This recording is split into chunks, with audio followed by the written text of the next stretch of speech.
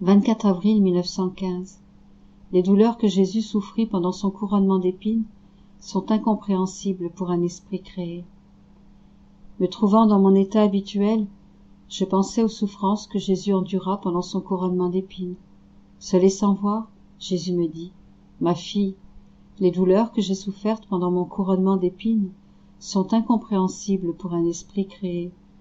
Beaucoup plus douloureusement que par les épines sur ma tête, mon esprit fut transpercé par toutes les mauvaises pensées des créatures. Aucune ne m'échappait. Je les sentais toutes en dedans de moi. Non seulement je sentais les épines, mais aussi le dégoût du péché que ces épines suscitaient en moi. Je regardais mon aimable Jésus, et je pouvais voir sa tête très sainte entourée d'épines, lesquelles pénétraient dans sa tête et en sortaient. Toutes les pensées des créatures étaient en Jésus. Elles allaient de Jésus vers les créatures, et des créatures vers Jésus. Elles semblaient liées ensemble. Oh, comme Jésus souffrait. Il ajouta, « Ma fille, seulement les âmes qui vivent dans ma volonté peuvent me faire de vraies réparations et me soulager d'épines aussi aiguës. En fait, vivant dans ma volonté se trouvant partout, ces âmes se trouvent en moi et en toutes les créatures. Elles descendent vers les créatures et s'élèvent vers moi. Elles m'apportent toutes les réparations. Elles me soulagent, et dans les esprits des créatures, elles changent les ténèbres en lumière. » 2 mai 1915. Les âmes qui vivent dans la divine volonté ont à leur disposition la très sainte humanité de Jésus.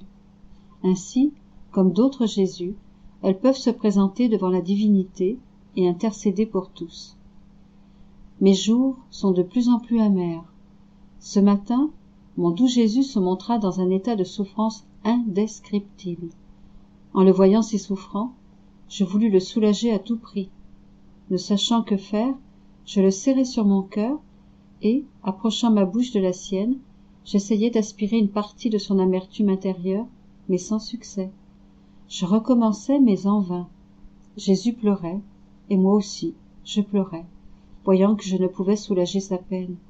Quel tourment! Jésus pleurait parce qu'il voulait déverser son amertume en moi, alors que sa justice l'en empêchait, et moi, de le voir pleurer et de ne pouvoir l'aider. Il y a des souffrances qu'aucun mot ne peut décrire. Sanglotant, il me dit, « Ma fille, les péchés m'arrachent des mains les châtiments et les guerres. Je suis forcé de les permettre, et en même temps, je pleure et je souffre avec les créatures. » Je me sentais mourir de douleur. Voulant me distraire, Jésus me dit, « Ma fille, ne perds pas cœur, cela aussi est dans ma volonté. Seulement les âmes qui vivent dans ma volonté peuvent confronter ma justice. Elles seules ont accès au décret divin et peuvent supplier pour leurs frères, disposant de tous les fruits de mon humanité. Bien que mon humanité avait ses limites, ma volonté n'en avait pas, et mon humanité vivait en elle. Les âmes qui vivent dans ma volonté sont les plus près de mon humanité.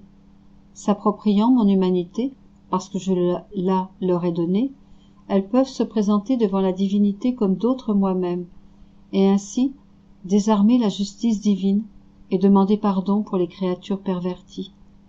Vivant dans ma volonté, ces âmes vivent en moi, et comme je vis en chaque créature, elles vivent aussi en chaque créature pour le bien de tous. Elles planent dans les airs comme le soleil, et leurs prières, leurs actes, leurs réparations et tout ce qu'elles font sont comme des rayons descendants pour le bien de tous. 18 mai 1915. Au milieu des calamités, Jésus aura égard aux âmes qui vivent dans sa volonté et aux endroits où elles habitent. Poursuivant dans mon pauvre état, je sens succomber ma pauvre nature. Je suis dans un état de violence continuelle. Je veux faire violence à mon aimable Jésus, mais il se cache pour que je ne le violente pas. Ensuite, quand il voit que je ne le violente pas, il se montre soudain et commence à pleurer à cause de tout ce que cette misérable humanité souffre et souffrira. D'autres fois, sur un ton touchant et presque implorant, il me dit « Fille, ne me fais pas violence. Je suis déjà en état de violence à cause des grands maux dont souffrent les créatures et dont elles souffriront, mais je dois accorder ses droits à la justice. Pendant qu'il dit cela, il pleure, et je pleure avec lui. Souvent, se transformant complètement en moi, il pleure à travers mes yeux, et toutes les tragédies qu'il m'a montrées par le passé, corps mutilés, flots de sang versés, villes détruites, églises profanées, défilent devant mon esprit. Mon pauvre cœur se tord de douleur. En écrivant cela, je ressens mon cœur tordu par la douleur, ou bien froid, comme de la glace. Pendant que je souffre ainsi, j'entends la voix de Jésus me dire « Comme j'ai de la peine, comme j'ai de la peine », et il éclate en sanglots. Mais qui peut tout dire? Alors que je me trouvais dans un tel état, mon doux Jésus, pour calmer un peu mes frayeurs, me dit « Ma fille, courage, c'est vrai que la tragédie sera grande, mais sache que j'aurai égard aux âmes qui vivent dans ma volonté et aux lieux où elles habitent. Tout comme les rois de la terre ont leur cour et leur quartier où ils sont en sécurité, leur force y étant si grande que leurs ennemis n'osent même pas s'approcher, même s'ils détruisent d'autres places.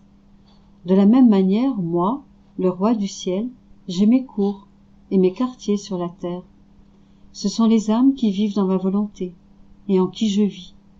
Les cours célestes pullulent autour d'elles et la force de ma volonté les garde en sécurité, ralentissant les tirs ennemis et faisant reculer les ennemis les plus féroces.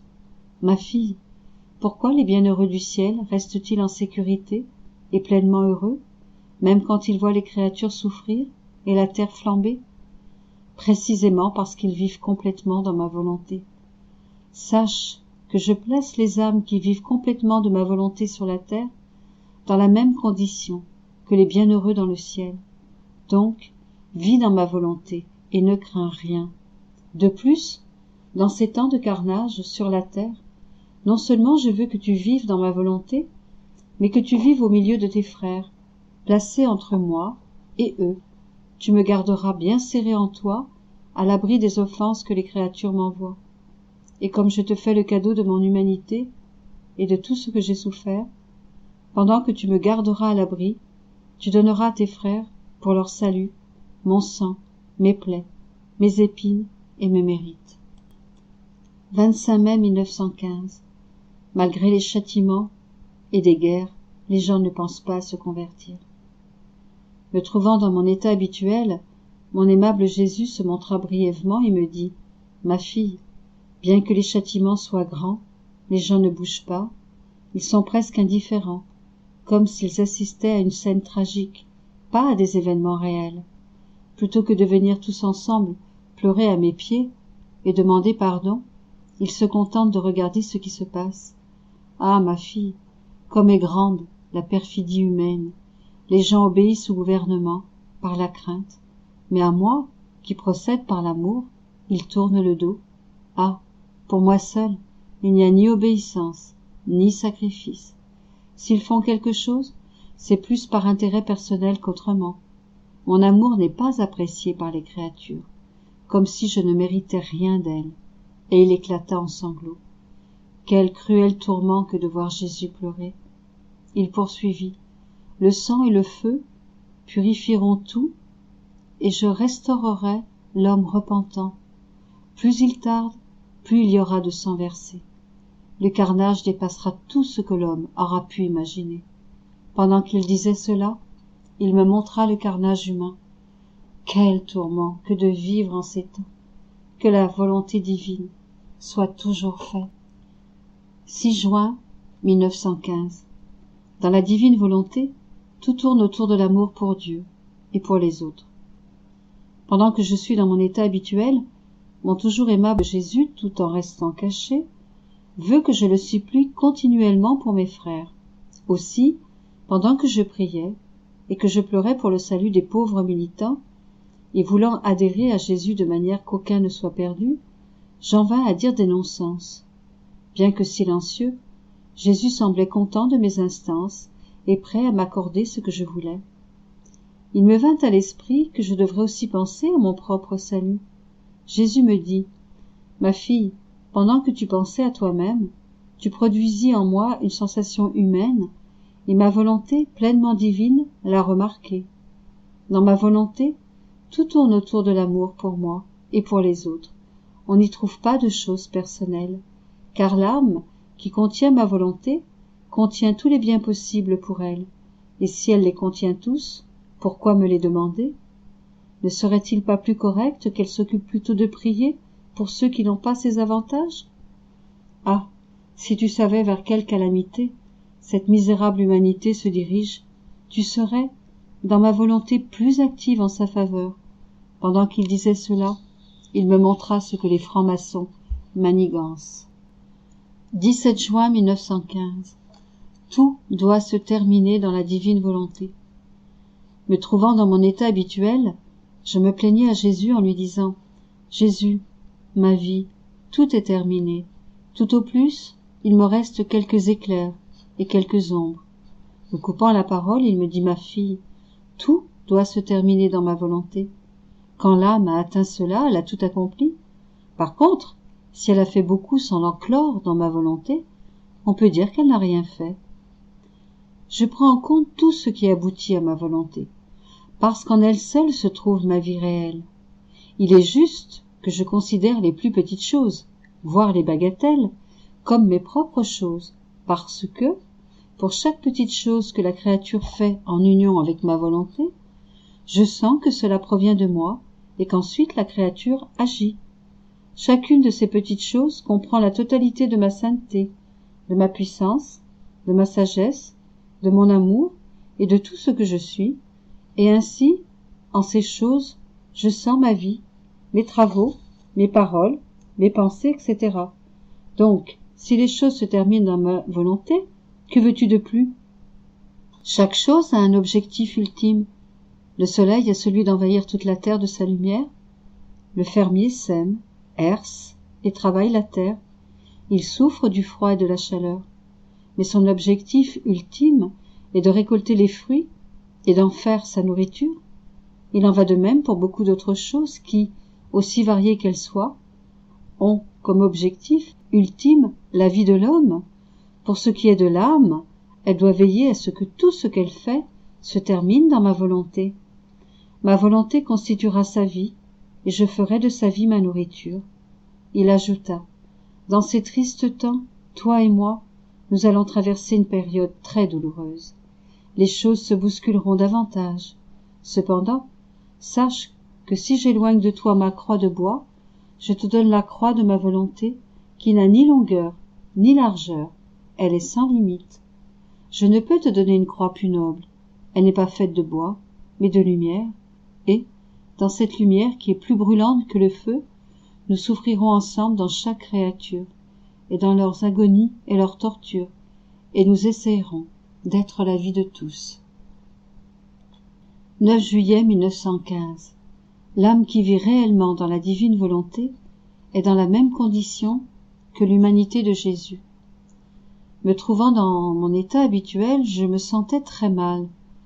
Ému de compassion, mon toujours aimable Jésus vint brièvement et, m'embrassant, il me dit « Pauvre fille, n'aie pas peur, je ne te laisse pas, je ne veux pas te laisser. En fait, l'âme qui vit dans ma volonté est un aimant puissant qui m'attire avec une telle violence que je ne peux résister. Il me serait trop difficile de me départir de cette âme.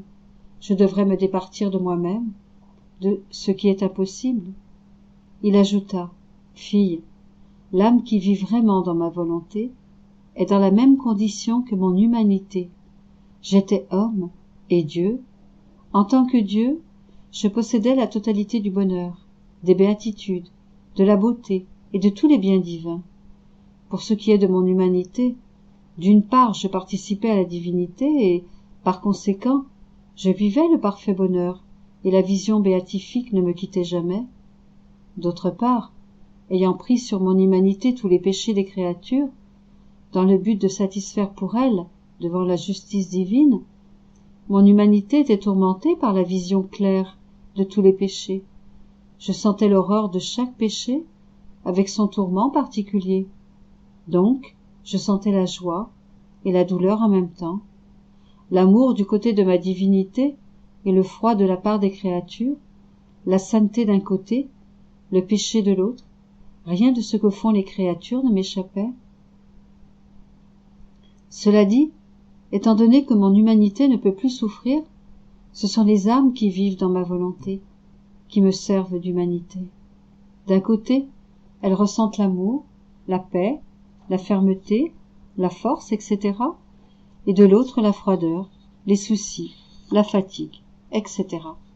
Si elles restent complètement dans ma volonté, et qu'elles acceptent ces choses, non pas comme leurs propres choses, mais comme celles qui me font souffrir, elles ne perdent pas cœur, et elles compatissent avec moi. Ces âmes ont l'honneur de partager mes souffrances, puisqu'elles ne sont rien d'autre qu'un voile qui me recouvre. Elles ressentent l'agacement des piqûres et du froid, mais c'est vers moi, vers mon cœur qu'elles se dirigent. 25 juillet 1915. Les malheurs qui assaillent les créatures font souffrir Jésus. Il veut être soulagé par les âmes qu'il aime. Me trouvant dans mon état habituel, je me plaignais à Jésus de ses privations. Sur un ton bienveillant, il me dit « Ma fille, reste à mes côtés en ces temps de si grande amertume pour mon cœur. » Sanglotant, il poursuivit « Ma fille, je me sens comme un pauvre malheureux, malheureux de voir ceux qui sont blessés sur les champs de bataille, ceux qui meurent au bout de leur sang et abandonnés de tous, ceux qui meurent de faim. Je sens la souffrance des mères dont les enfants se trouvent sur le champ de bataille. Ah, tous ces malheurs me transpercent et transpercent mon cœur. De plus, je peux voir la divine justice excitant sa furie contre les créatures rebelles et ingrates. Ajoute à cela mes malheurs en amour. Ah, les créatures ne m'aiment pas, et mon grand amour ne reçoit en retour que des offenses. Ma fille, au milieu de tant de malheurs, je cherche du réconfort. Je veux que les âmes qui m'aiment m'entourent, qu'elles offrent leurs souffrances pour me soulager, et qu'elles intercèdent pour les pauvres malheureux. Je les récompenserai quand la justice divine sera apaisée. 28 juillet 1915. Les cœurs des personnes qui vivent dans la divine volonté ne font qu'un avec le cœur de Jésus. Je continuais de me plaindre à Jésus en lui disant « Pourquoi m'as-tu laissé ?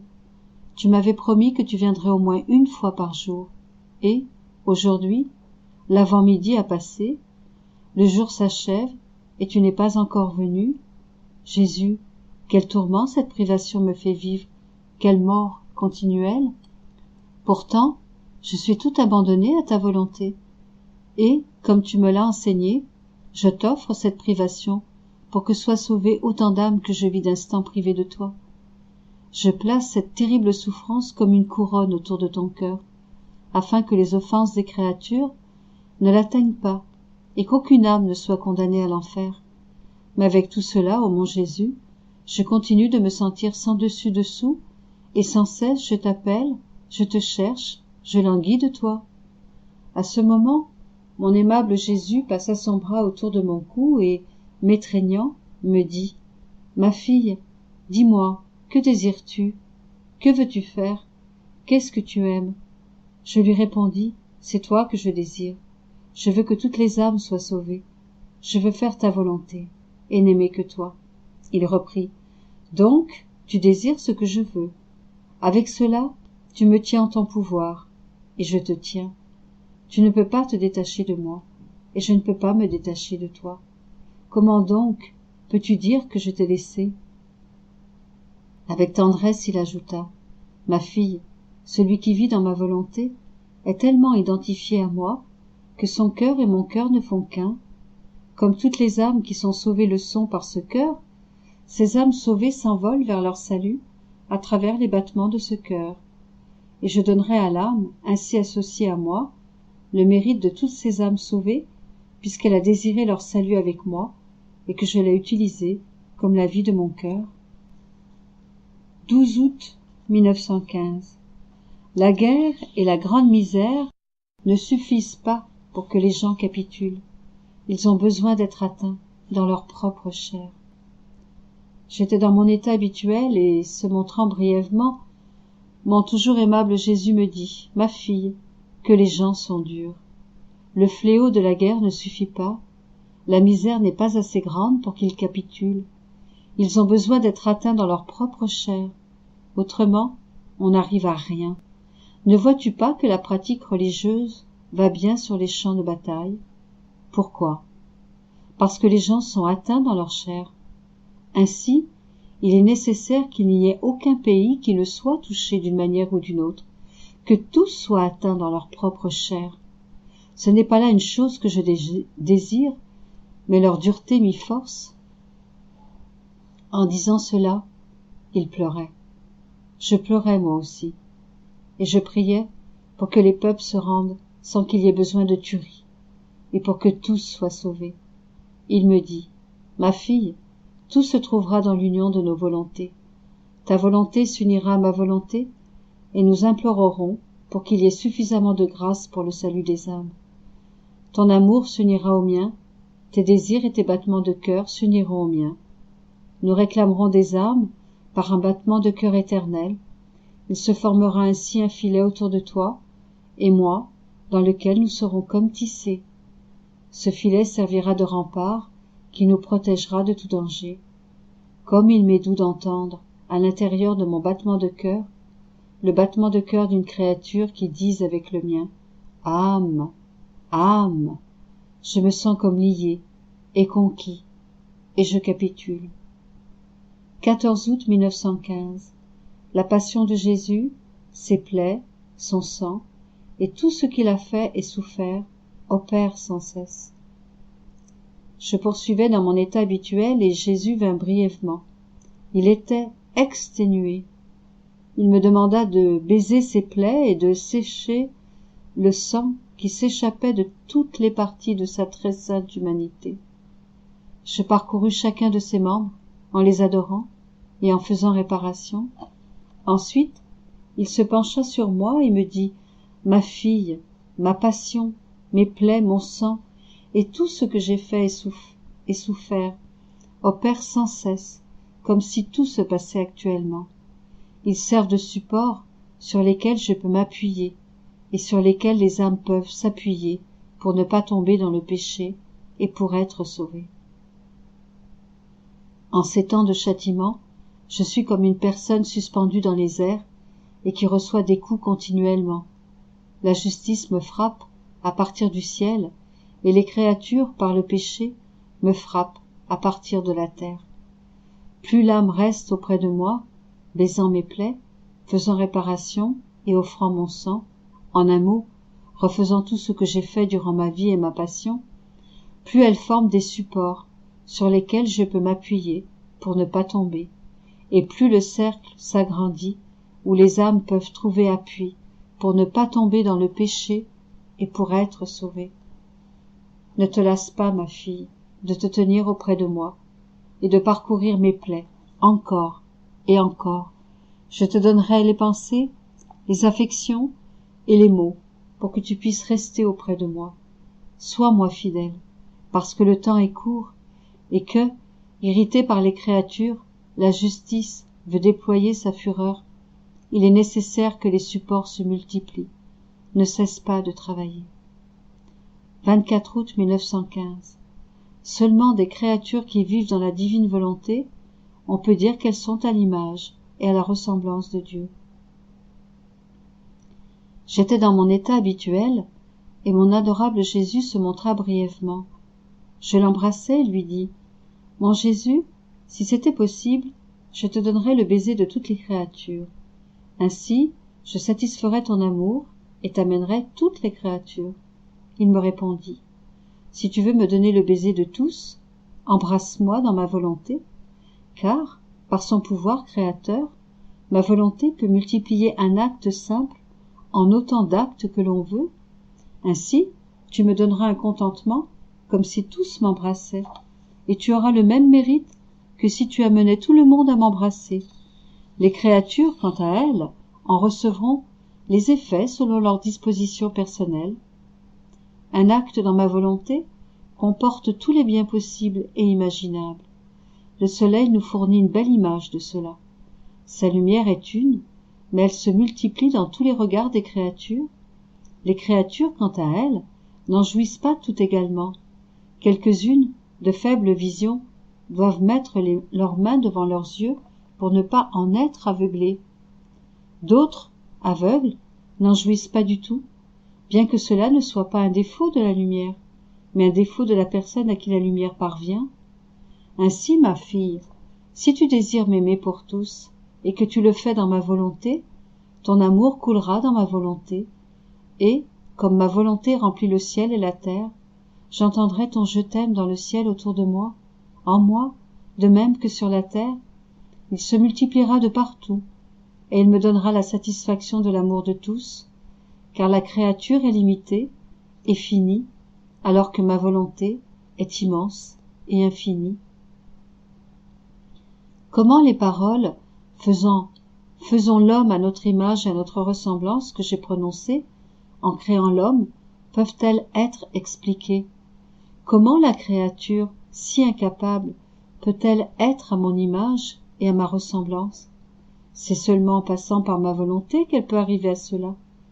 Car, en faisant sienne ma volonté, elle en vient à agir d'une manière divine. Par la répétition d'actes divins, elle en vient à me ressembler, à être une image parfaite de moi. C'est comme pour un enfant qui, en répétant les actes qu'il observe chez son professeur, devient comme lui. La seule chose qui puisse amener la créature à devenir comme moi, c'est ma volonté. Voilà pourquoi j'ai tant d'intérêt à ce que la créature fasse sienne ma volonté, puisque c'est seulement ainsi qu'elle pourra répondre au but que j'avais en la créant. 27 août 1915. Quand l'âme se fond dans la divine volonté, elle devient remplie de Jésus, et Jésus devient rempli d'elle. Je me fondais dans la très sainte volonté de Jésus béni, et, ce faisant, je me suis retrouvée en Jésus. Il me dit, « Ma fille, quand une âme se fond dans ma volonté, il lui arrive comme à deux récipients qui contiennent des liquides différents et qui sont déversés l'un dans l'autre. Alors le premier devient rempli avec ce que le second contenait, et le second avec ce que le premier contenait. De la même manière, la créature devient remplie de moi, et moi d'elle.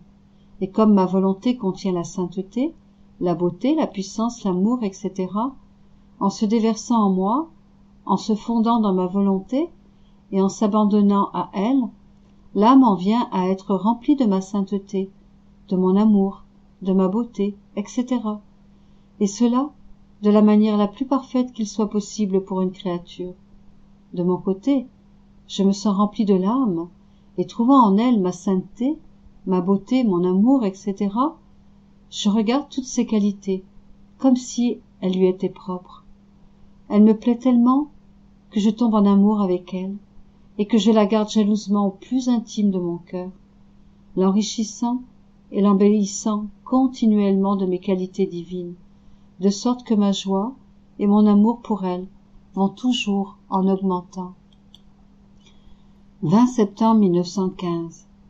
Chaque pensée, parole ou action faite dans la divine volonté est un canal de communication additionnel qui s'ouvre entre Jésus et la créature. Je poursuivais dans mon état habituel, et mon aimable Jésus se montra à moi, les mains remplies de châtiments, pour frapper les créatures. Les châtiments semblaient aller en augmentant.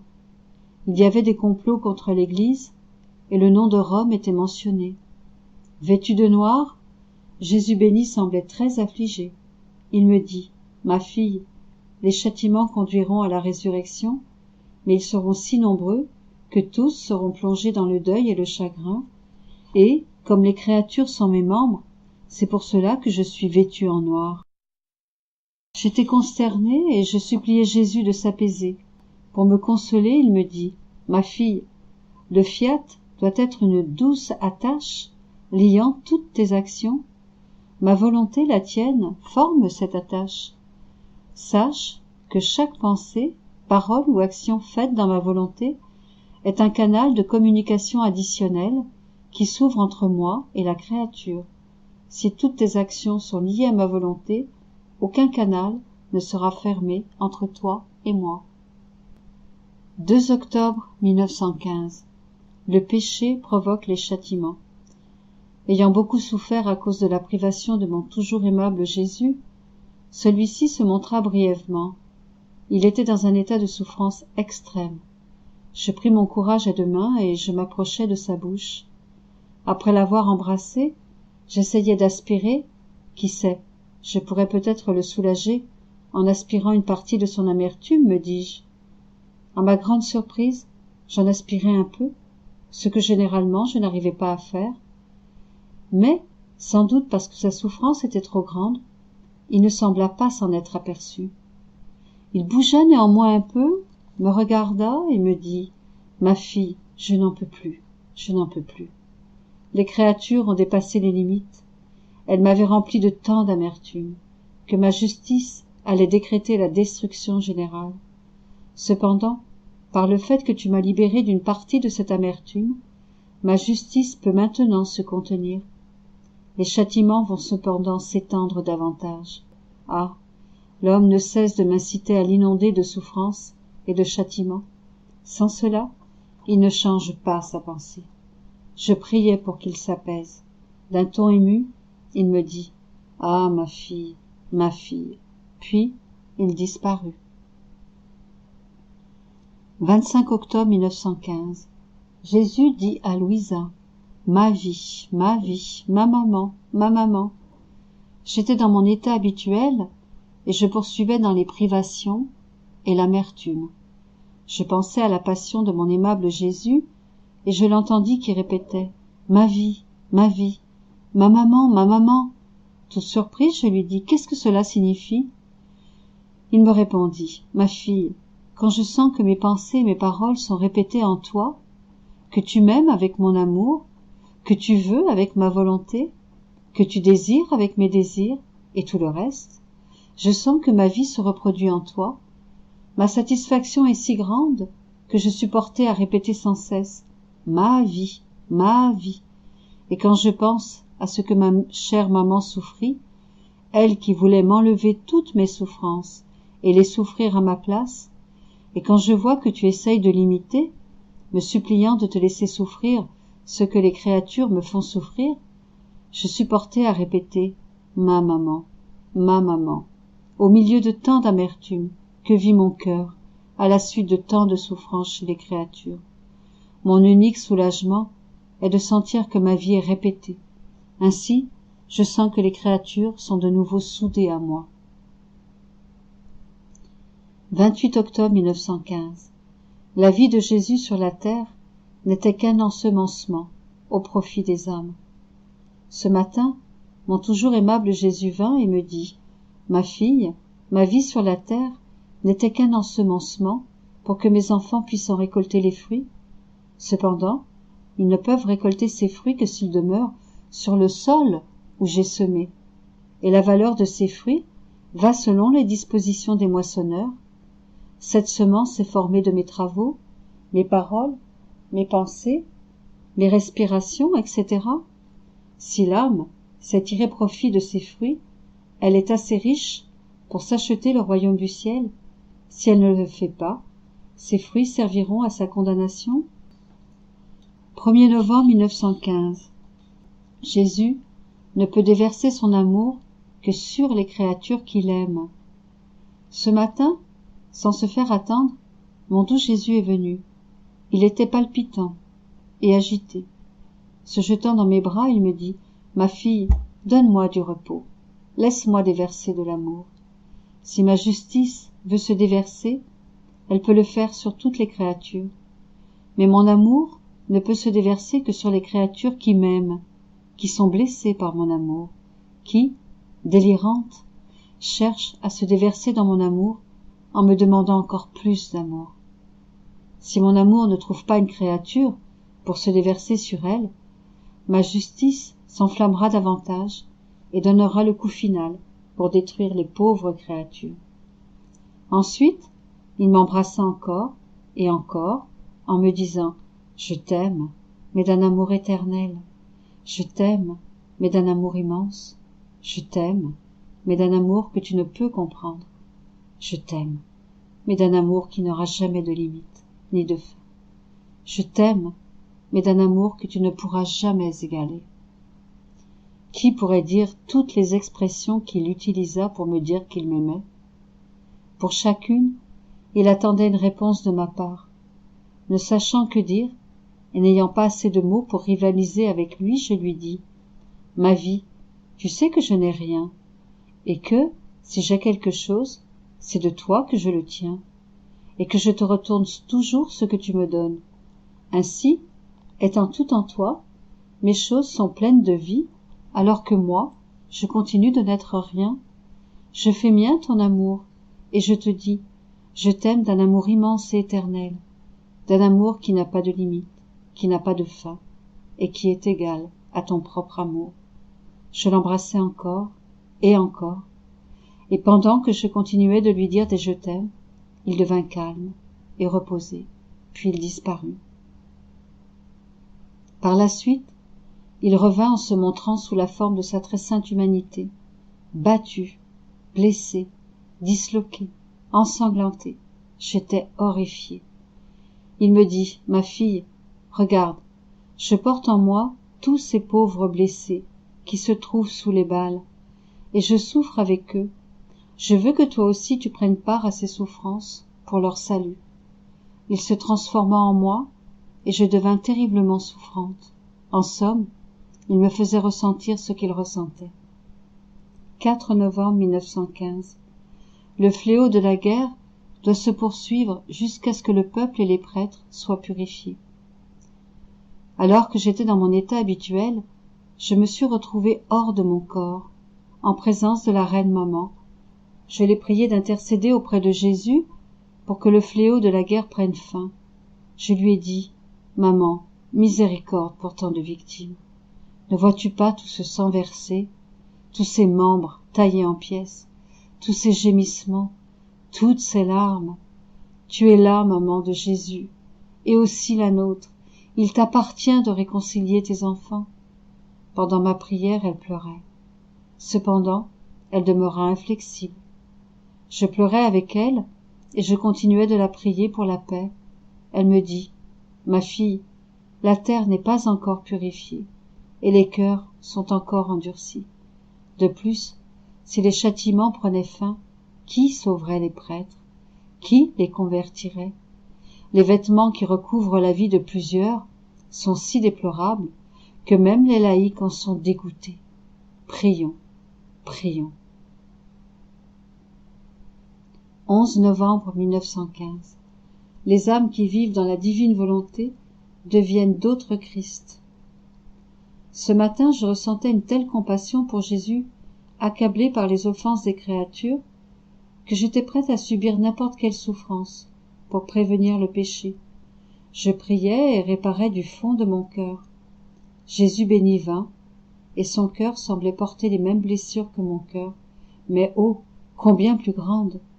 Il me dit, ma fille, à la vue des créatures, ma divinité était comme blessée d'amour pour elles. Cette blessure me fit descendre du ciel sur la terre, pleurer, verser mon sang et faire tout ce que j'ai fait. L'âme qui vit dans ma volonté ressent vivement cette blessure. Elle pleure, prie et est prête à tout souffrir pour que les pauvres créatures soient sauvées et que ma blessure d'amour ne soit pas aggravée par leurs offenses. Ah, ma fille, ces larmes, ces prières, ces souffrances et ces réparations adoucissent ma blessure et posent sur ma poitrine comme des pierres précieuses que je suis ravie de présenter à mon Père pour l'amener à avoir pitié des créatures. Une veine divine monte et descend entre ces âmes et moi, une veine qui consume leur sang humain. Plus ces âmes partagent ma blessure et ma vie, plus la veine s'agrandit. Elle devient si grande que ces âmes deviennent d'autres Christ. Et je dis sans cesse à mon Père, je suis au ciel, mais il y a d'autres Christ sur la terre qui sont blessés de ma propre blessure et qui, comme moi, pleurent, souffrent, prient, etc. Par conséquent, nous devons déverser notre miséricorde sur la terre. Ah, ces âmes qui vivent dans ma volonté et qui partagent ma blessure d'amour sont comme j'étais sur la terre et seront comme je suis dans le ciel, où elles partageront la gloire de mon humanité. 13 novembre 1915. Jésus explique pourquoi, en instituant l'Eucharistie, Il s'est d'abord donné la communion à lui-même avant de la donner aux autres. Comment offrir sa communion? Après avoir reçu la Sainte Communion, je me suis dit, de quelle manière dois-je offrir cette communion pour plaire à Jésus? Avec son amabilité coutumière, il me dit, ma fille, si tu veux me plaire, offre ta communion comme je le fis moi-même dans mon humanité. Avant de donner la communion aux autres, je me suis donné la communion à moi-même, pour que mon Père reçoive la gloire complète pour toutes les communions des créatures, et aussi pour prendre en moi les réparations pour tous les sacrilèges et les offenses que mon humanité aurait à subir dans le sacrement de l'Eucharistie. Puisque mon humanité englobait la divine volonté, elle englobait aussi toutes les réparations de tous les temps. Et comme je me recevais moi-même, je me recevais dignement.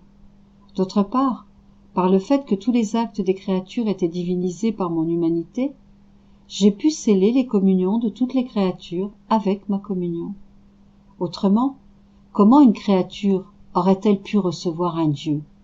En somme, mon humanité ouvrait la porte aux créatures pour qu'elles puissent me recevoir. Toi, ma fille, fais cela dans ma volonté, en t'unissant à mon humanité. De cette manière, tu incluras tout, et je trouverai en toi les réparations de tous, la compensation pour tout, et mon contentement. Plus encore, je trouverai en toi un autre moi-même. 21 novembre 1915. N'ayant pas voulu connaître Jésus sous l'aspect de l'amour et de la miséricorde, l'homme le reconnaîtra sous l'aspect de la justice. Me trouvant dans mon état habituel, mon toujours aimable Jésus se montra brièvement, et je le suppliai de changer le décret de la divine justice. Je lui dis, mon Jésus, je n'en peux plus. Mon pauvre cœur est broyé à cause des si nombreuses tragédies dont on me parle. Jésus, ce sont tes chères images, tes enfants bien-aimés qui gémissent sous le poids de tant d'instruments presque infernaux. Jésus me répondit, ah, ma fille, les choses terribles qui se déroulent actuellement ne sont qu'une esquisse du dessein. Ne vois-tu pas le grand cercle que je trace? Qu'arrivera-t-il quand j'en viendrai au vrai dessein? En plusieurs endroits, on dira, il y avait ici telle ville, il y avait ici tel édifice. Quelques endroits disparaîtront complètement. Le temps est court, l'homme a atteint le point où je suis forcé de le châtier. Il voulait presque me provoquer, me défier, et je restais patient, mais le temps est venu. Il n'a pas voulu me connaître sous l'aspect de l'amour et de la miséricorde. Il me connaîtra sous l'aspect de la justice. Donc courage, ne perds pas cœur si hâtivement. 10 décembre 1915. L'âme doit faire sien les prières, les travaux et les souffrances de Jésus. Ainsi d'immenses mers de grâce sortiront d'elle pour le bien de tous. Je me sentais très affligée parce que mon doux Jésus, ma vie et mon tout ne se montraient pas. Je me disais, si je le pouvais, j'assourdirais le ciel et la terre de mes lamentations, de manière à les mouvoir de compassion pour mon pauvre état. Quel malheur, le connaître, l'aimer et rester sans lui. Un plus grand malheur peut-il exister? Pendant que je me plaignais ainsi, Jésus béni se montra en mon intérieur et me dit d'un ton sévère, « Ma fille, ne me tente pas. Pourquoi cette agitation? Je t'ai tout dit pour que tu restes tranquille. Je t'ai dit que quand je ne viens pas, c'est parce que ma justice veut que je te serre la vis concernant les châtiments. Avant, tu avais peine à croire que c'était pour châtier que je ne venais pas, vu que tu n'entendais pas parler des grands châtiments qui arrivent dans le monde. Maintenant, tu entends ces choses. Et, malgré cela, tu continues de douter? N'est-ce pas là me tenter? » Je tremblais en entendant Jésus me parler si sévèrement. Pour me calmer, il changea de ton et tendrement il ajouta, « Ma fille, courage, je ne te laisse pas. Je suis toujours en toi, bien que tu ne me vois pas toujours. Unis-toi toujours à moi. Si tu pries, laisse ta prière couler dans la mienne, en faisant de ma prière ta prière. De cette manière, tout ce que j'ai fait avec mes prières, la gloire que j'ai donnée au Père, le bien que j'ai obtenu pour tous, tu le feras aussi. Si tu travailles, fais couler ton travail dans le mien, et fais de mon travail ton travail. Ainsi, tu auras en ton pouvoir tout le bien fait par mon humanité, laquelle sanctifia et divinisa tout. Si tu souffres, fais couler ta souffrance dans la mienne, et fais de ma souffrance ta souffrance. Ainsi, tu auras en ton pouvoir tout le bien que j'ai réalisé par la rédemption. Ainsi, tu t'empareras des 3 aspects essentiels de ma vie, et d'immenses mers de grâce sortiront de toi, et se déverseront pour le bien de tous. Ta vie sera non pas comme la tienne, mais comme la mienne. 12 janvier 1916. Presque toutes les nations se sont unies pour offenser Jésus. Presque toutes méritent d'être châtiées. Je me plaignais à Jésus béni de ses privations coutumières, et je pleurais amèrement. Mon aimable Jésus se montra dans un état pitoyable, en me faisant savoir que les choses vont empirer. Cela me fit pleurer encore plus. Il me dit, « Ma fille, tu pleures pour le présent, mais moi je pleure pour le futur. » Oh, dans quel labyrinthe les nations vont se retrouver, au point où l'une sera la terreur de l'autre. Elles seront incapables de s'en sortir par elles-mêmes. Elles feront des choses comme si elles étaient folles et aveugles, jusqu'à agir contre elles-mêmes. Et l'imbroglio dans lequel la pauvre Italie s'est mise, combien de coups va-t-elle recevoir? Souviens-toi qu'il y a quelques années, je t'ai dit qu'elle méritait le châtiment d'être envahie par des nations étrangères. C'est le complot que l'on forme contre elle. Comme elle en sera humiliée et amoindrie, elle a été trop ingrate envers moi. 2 nations pour lesquelles j'avais une prédilection, l'Italie et la France, sont parmi celles qui m'ont le plus rejeté. Elles se sont donné la main pour me rejeter. Elles se donneront aussi la main pour être humiliées, juste châtiment.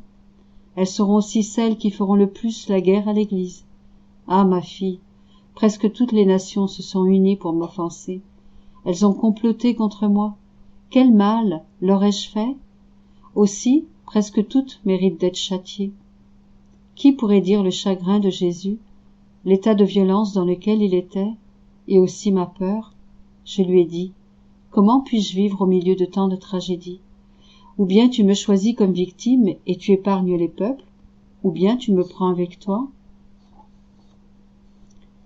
28 janvier 1916. Les souffrances de Luisa, parce que son état de victime a été suspendu. Jésus lui donne des explications et la console.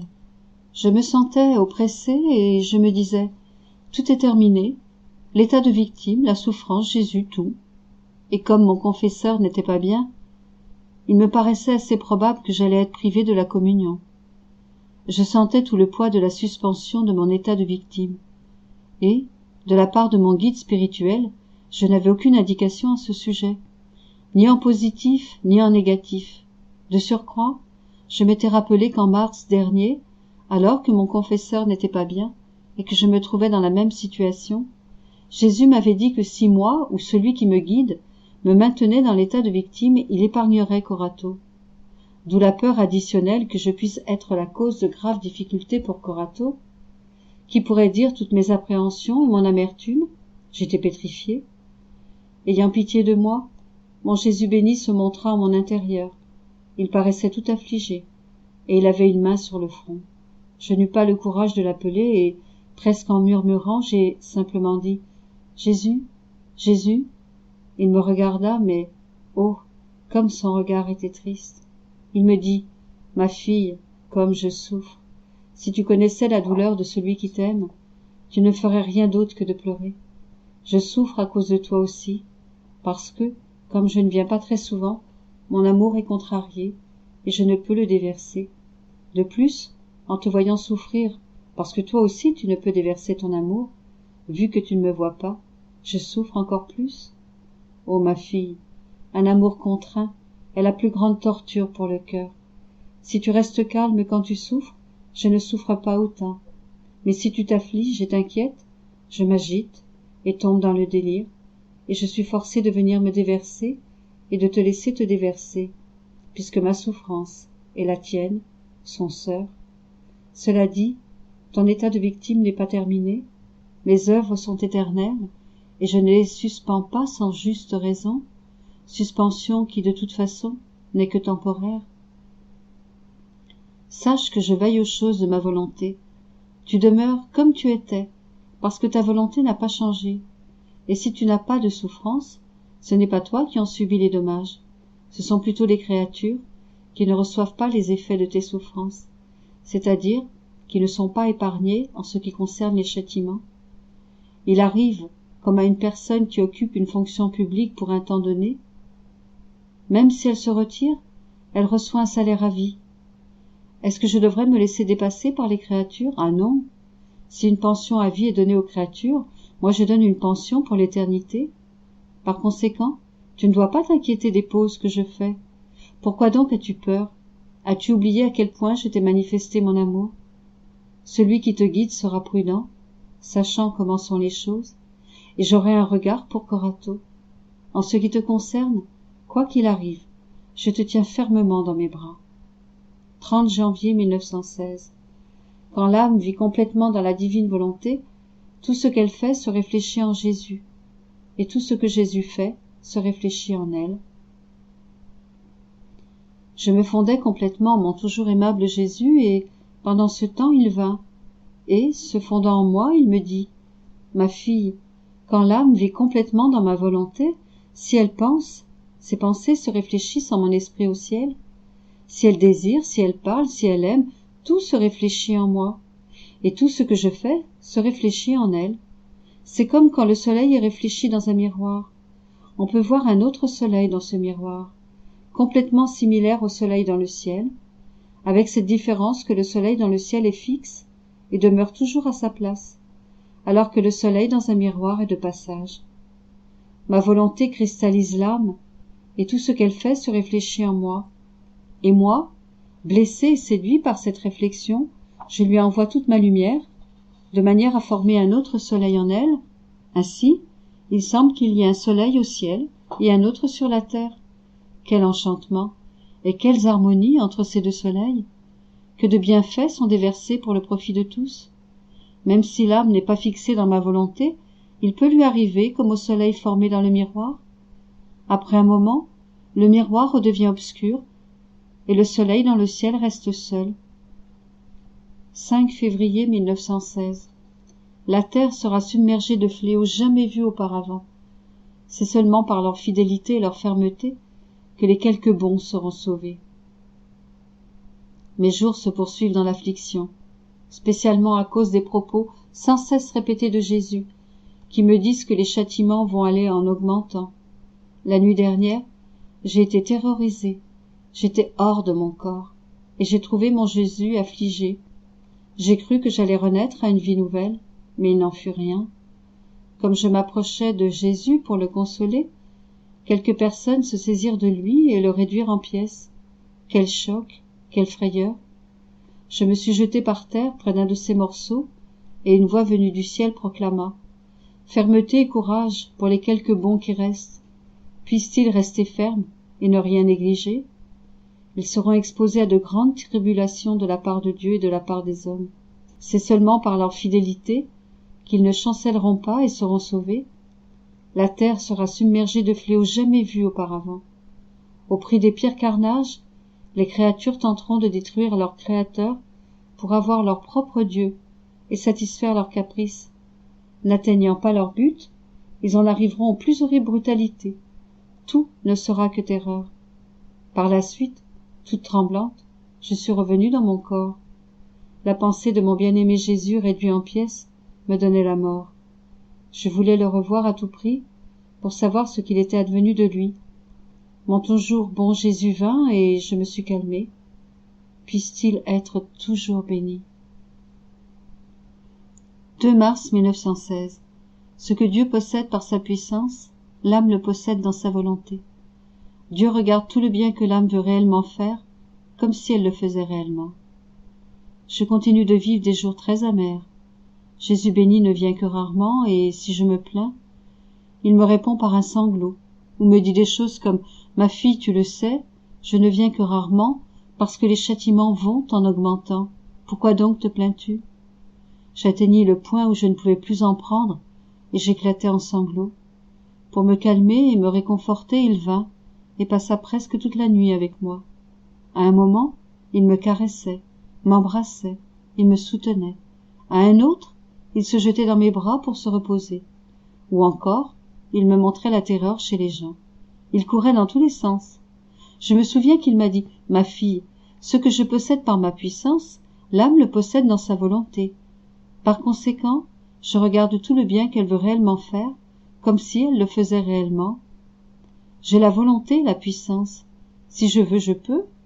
D'un autre côté, l'âme ne peut pas faire grand-chose, mais sa volonté compense pour son manque de puissance.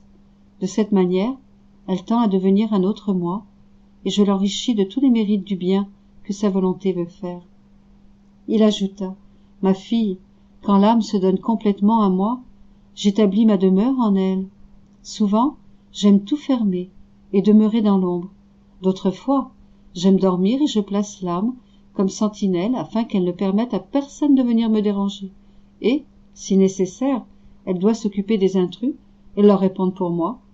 Parfois encore, j'aime tout ouvrir et laisser entrer les vents, la froideur des créatures, les dards du péché et beaucoup d'autres choses. L'âme doit être contente de tout et me laisser faire tout ce que je veux. Elle doit faire sienne mes choses. Si je n'étais pas libre de faire en elle tout ce que je veux, je serais mécontent. Si je devais être précautionneux pour lui faire ressentir combien je jouis ou combien je souffre, où serait ma liberté? Ah, tout est dans ma volonté. Quand l'âme prend en elle ma volonté, c'est la substance de mon être qu'elle prend. En conséquence, quand elle fait le bien, c'est comme si ce bien sortait de moi, et venant de moi, il est comme un rayon de lumière qui profite à toutes les créatures. 1er avril 1916. Un grand dépouillement est requis pour que les battements de cœur de l'âme s'harmonisent avec ceux de Jésus. Ce matin, mon doux Jésus se fit voir en mon cœur, et son cœur battait dans le mien. Je l'ai regardé et il m'a dit « Ma fille, pour celui qui m'aime vraiment et qui fait ma volonté en tout, ces battements de cœur et les miens ne font qu'un. Je les appelle mes battements de cœur et comme tels, je les veux à l'intérieur de mon cœur, prêts à le consoler et à adoucir sa peine. Ces battements de cœur dans les miens créent une douce harmonie qui me parle des âmes et me force à les sauver. Mais quel dépouillement est requis pour l'âme! Sa vie doit être plus une vie du ciel qu'une vie de la terre, plus une vie divine qu'une vie humaine.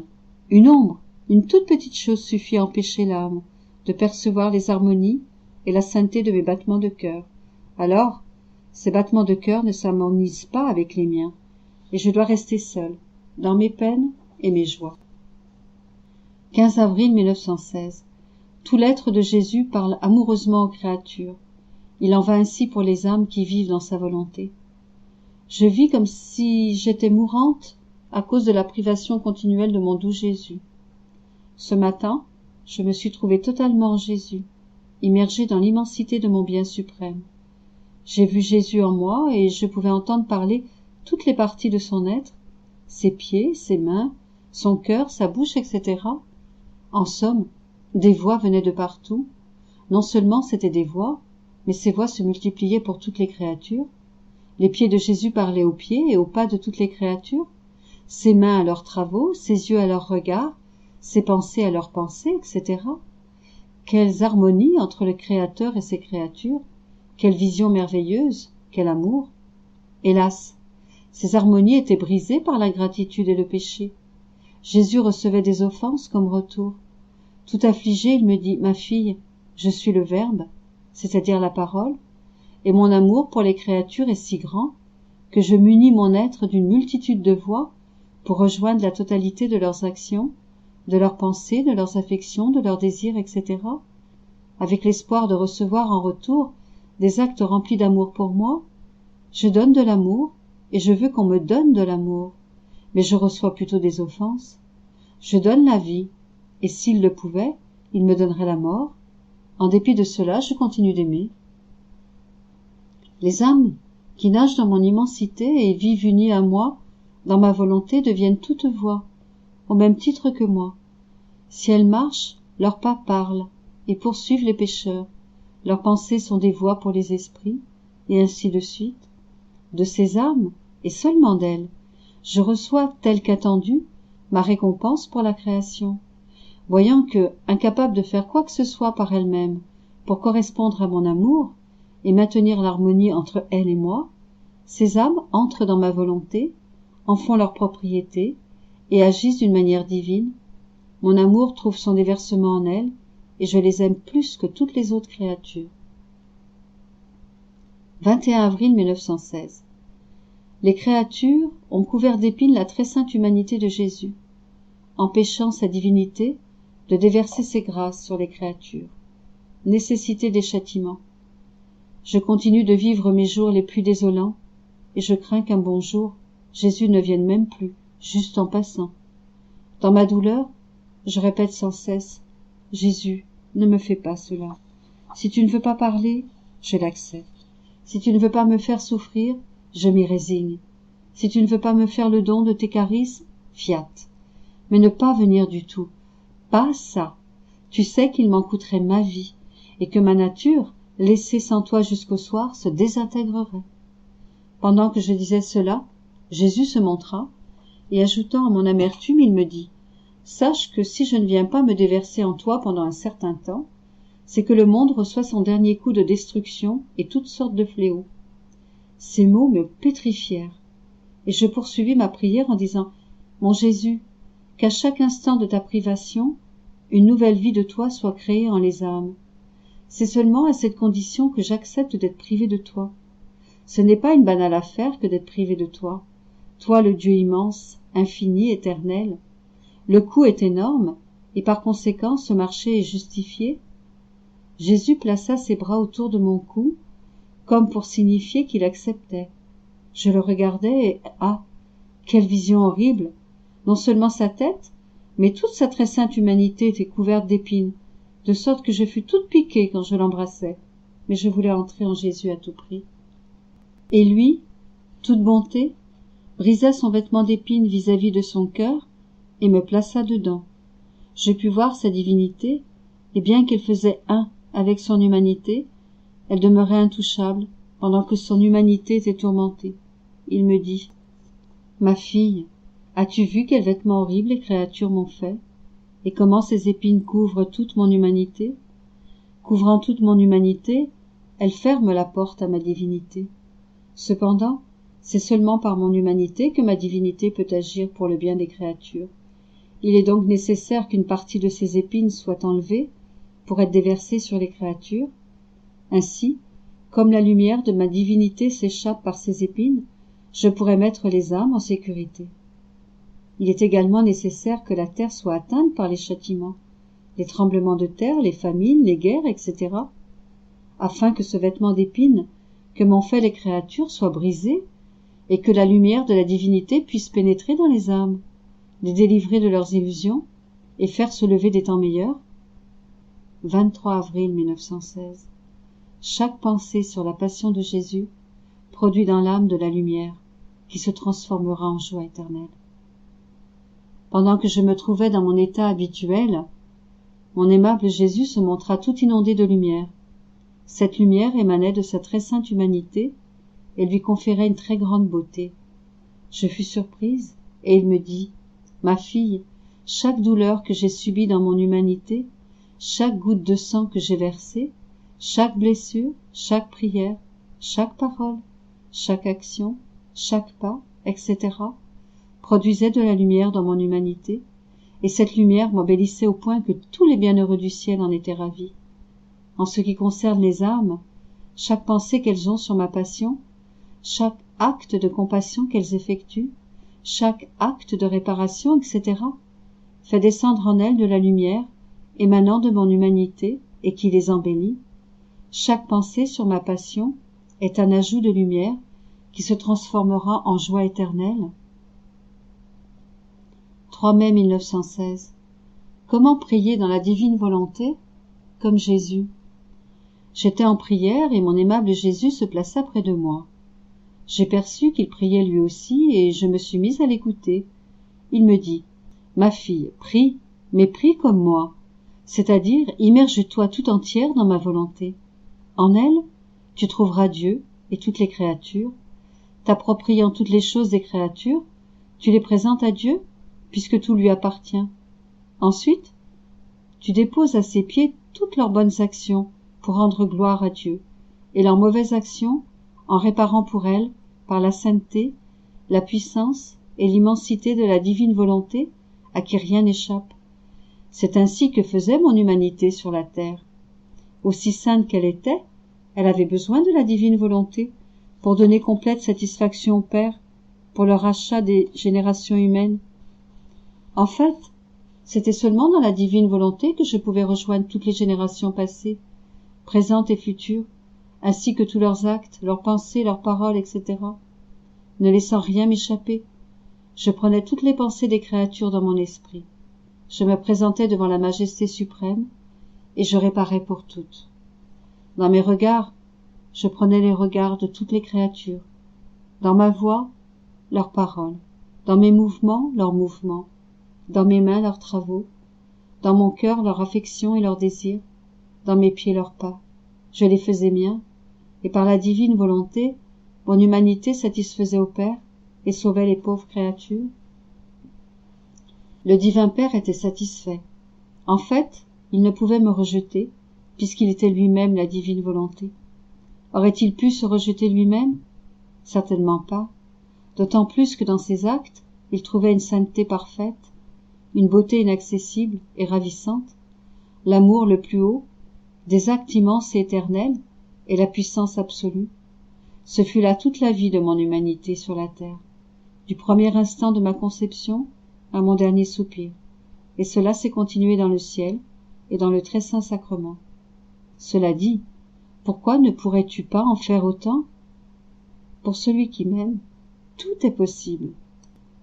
Uni à moi, dans ma volonté, prends les pensées de toutes les créatures dans les tiennes, et présente-les à la divine majesté. Dans tes regards, tes paroles, tes mouvements, tes affections et tes désirs, prends ceux de tes frères, dans le but de réparer et d'intercéder pour eux. Dans ma volonté, tu te trouveras en moi et en tous. Tu vivras ma vie, tu prieras avec moi. Le divin Père sera heureux et le ciel tout entier dira « Qui nous appelle de la terre ?» Quelle est cette créature qui veut compresser en elle la divine volonté en nous incluant tous? Que de bien la terre peut obtenir en faisant descendre le ciel sur la terre. 25 mai 1916. Le travail du céleste fermier dans l'âme. La correspondance à la grâce est nécessaire pour que l'âme produise des fruits de qualité. Poursuivant dans mon état habituel, j'étais profondément affligé, surtout parce que ces jours derniers, Jésus m'avait montré que des soldats étrangers envahissaient l'Italie, entraînant ainsi un grand massacre et beaucoup de sang versé chez nos soldats, à tel point que Jésus lui-même en était horrifié. Je sentais éclater mon pauvre cœur, et je dis à Jésus, « Sauve de cette mer de sang mes frères, tes images, et ne permets pas qu'un seul plonge en enfer. » Voyant que la divine justice s'apprêtait à augmenter encore sa furie contre les pauvres créatures, je me sentais mourir. Un peu comme pour me distraire de ces terrifiantes pensées, Jésus me dit, « Ma fille, mon amour pour les créatures est si grand que quand une âme décide de se donner à moi, je l'inonde de grâce, je la berce, je la caresse, je lui donne des grâces sensibles, de la ferveur, des inspirations, je la serre sur mon cœur. En se voyant ainsi inondée de grâce, l'âme commence à m'aimer, amorce dans son cœur un début de pratique pieuse et de prière, et commence à s'exercer à la vertu. Tout cela forme comme un champ de fleurs dans son âme. Mais mon amour ne se contente pas seulement des fleurs, il veut aussi des fruits. Aussi, il fait tomber les fleurs, c'est-à-dire qu'il dépouille l'âme de son amour sensible, de sa ferveur et de beaucoup d'autres choses, de manière à ce que des fruits apparaissent. Si l'âme est loyale, elle poursuit avec ses pieux exercices et la pratique des vertus. Elle n'a plus le goût des choses humaines, elle ne pense plus à elle, mais seulement à moi. Par sa confiance en moi, elle donne de la saveur aux fruits. Par sa loyauté, elle les laisse mûrir. Et par son courage, sa tolérance et sa tranquillité, ils mûrissent et deviennent des fruits de qualité. Et moi, le fermier céleste, je cueille ces fruits, et j'en fais ma nourriture. Ensuite, j'ouvre un autre champ, plus fleuri et plus beau, dans lequel des fruits héroïques pousseront, lesquels feront sortir de mon cœur des grâces inouïes. Cependant, si l'âme devient déloyale, méfiante, agitée, mondaine, etc., ces fruits seront insipides, amers, couverts de boue, et seront de nature à m'ennuyer et à m'amener à me retirer. 4 juin 1916. Jésus déverse son amertume sur Louisa, mais, étant trop abondante, cette amertume déborde sur le peuple. Ce matin, quand mon toujours aimable Jésus s'est montré, je l'ai serré sur mon cœur et il m'a embrassé. Pendant qu'il m'embrassait, j'ai senti un liquide très amer couler de sa bouche dans la mienne. Je fus étonnée par le fait que, sans m'avertir, mon doux Jésus déversait son amertume en moi, alors qu'habituellement je devais le supplier de le faire tant qu'il ne concédait pas. Quand je fus remplie de ce liquide, Jésus continua d'en verser. Il déborda à l'extérieur et tomba par terre. Mais Jésus continua toujours d'en verser, tant et si bien qu'il se forma un petit lac de ce liquide autour de moi et de Jésus béni. Après, il sembla un peu soulagé et me dit « Ma fille, as-tu vu combien d'amertume les créatures déversent en moi ? Tellement que, incapable d'en absorber davantage, j'ai voulu en déverser en toi. Et comme tu n'as pas pu tout contenir toi non plus, elle s'est répandue sur le sol et elle devra se déverser sur les gens. » Pendant qu'il disait cela, il me montrait des endroits et des villes qui allaient être frappés par l'invasion des étrangers. Des personnes s'éloignaient en courant, d'autres étaient nues et affamées, quelques-unes s'exilaient et d'autres étaient tuées. Horreur et frayeur partout. Jésus lui-même détournait son regard de cet horrible spectacle. Effrayé, j'essayais de persuader Jésus de faire cesser tout cela, mais il semblait inflexible. Il me dit « Ma fille, c'est leur propre amertume que la justice divine déverse sur les gens. J'ai voulu en déverser d'abord sur toi, pour que quelques endroits soient épargnés et pour te faire plaisir. Ensuite j'ai déversé le reste sur eux. Ma justice demande satisfaction. » Je lui dis « Mon amour est ma vie. Je ne connais pas grand-chose à la justice. Et, si je te prie, c'est pour implorer ta miséricorde. Je fais appel à ton amour, à tes plaies, à ton sang. Après tout, ce sont tes enfants, tes chères images. Mes pauvres frères, que peuvent-ils faire? Dans quel dédale se trouvent-ils? Tu me dis que pour me faire plaisir, tu as versé de l'amertume en moi, mais les endroits que tu as épargnés sont trop peu nombreux. » Il reprit, « Au contraire, c'est trop. C'est parce que je t'aime que j'en ai épargné quelques-uns. Autrement, je n'aurais rien épargné. De plus, n'as-tu pas vu que tu ne pouvais pas contenir plus d'amertume ?» J'éclatai en sanglots et lui dis, « Tu me dis que tu m'aimes. Où est donc cet amour? L'amour vrai, c'est contenter son amoureux en tout. Puis, pourquoi ne me fais-tu pas plus grosse, de manière à ce que je puisse contenir plus d'amertume, et que mes frères soient épargnés? » Jésus pleura avec moi et disparut. 15 juin 1916. Marie suggère une manière de prier dans la divine volonté. J'étais dans mon état habituel et mon toujours aimable Jésus vint, me transforma complètement en lui et me dit « Ma fille, mon amour ressent un irrésistible besoin de réparation après tant d'offenses de la part des créatures. Il veut au moins une âme qui, se plaçant entre moi et les créatures, me donne une complète réparation, de l'amour au nom de tous, et qui sache faire sortir de moi des grâces pour tous. Cependant, tu ne peux faire cela que dans ma volonté, où tu me trouveras moi-même, ainsi que toutes les créatures. Oh, comme je désire que tu entres dans ma volonté, afin de pouvoir trouver en toi la satisfaction et la réparation pour tout. C'est seulement dans ma volonté que tu trouveras toutes choses en acte, parce que je suis le moteur, l'acteur et le spectateur pour tout. Pendant qu'il disait cela, je m'immergeais dans sa volonté et, qui peut tout dire, je me trouvais en contact avec toutes les pensées des créatures. Et, dans sa volonté, je me multipliais en chacune. Et, avec la sainteté de cette volonté, je réparais pour toutes, j'eus un merci pour toutes et de l'amour pour toutes. Ensuite, d'une manière analogue, je me multipliais dans tous les regards, tous les mots et tout le reste. Qui pourrait décrire tout ce qui se passa? Je manque de mots, et peut-être que les anges eux-mêmes ne sauraient que balbutier sur le sujet. Par conséquent, je m'arrête ici. Je passai ainsi toute la nuit avec Jésus, dans sa volonté. Ensuite, Je sentis la reine maman près de moi et elle me dit « Ma fille, prie ». Je lui répondis « Ma maman, prions ensemble, car seule, je ne sais pas prier. » Elle poursuivit « Les prières les plus puissantes sur le cœur de mon fils sont celles faites en se revêtant de ce que Jésus fit et souffrit. Par conséquent, ma fille, entoure ta tête des épines de Jésus, décore tes yeux de ses larmes, imprègne ta langue de son amertume, habille ton âme de son sang, orne-toi de ses plaies, perce tes mains et tes pieds de ses clous, et, comme un autre Christ, présente-toi devant la divine majesté. Cette vue l'émouvra au point qu'elle ne pourra rien te refuser.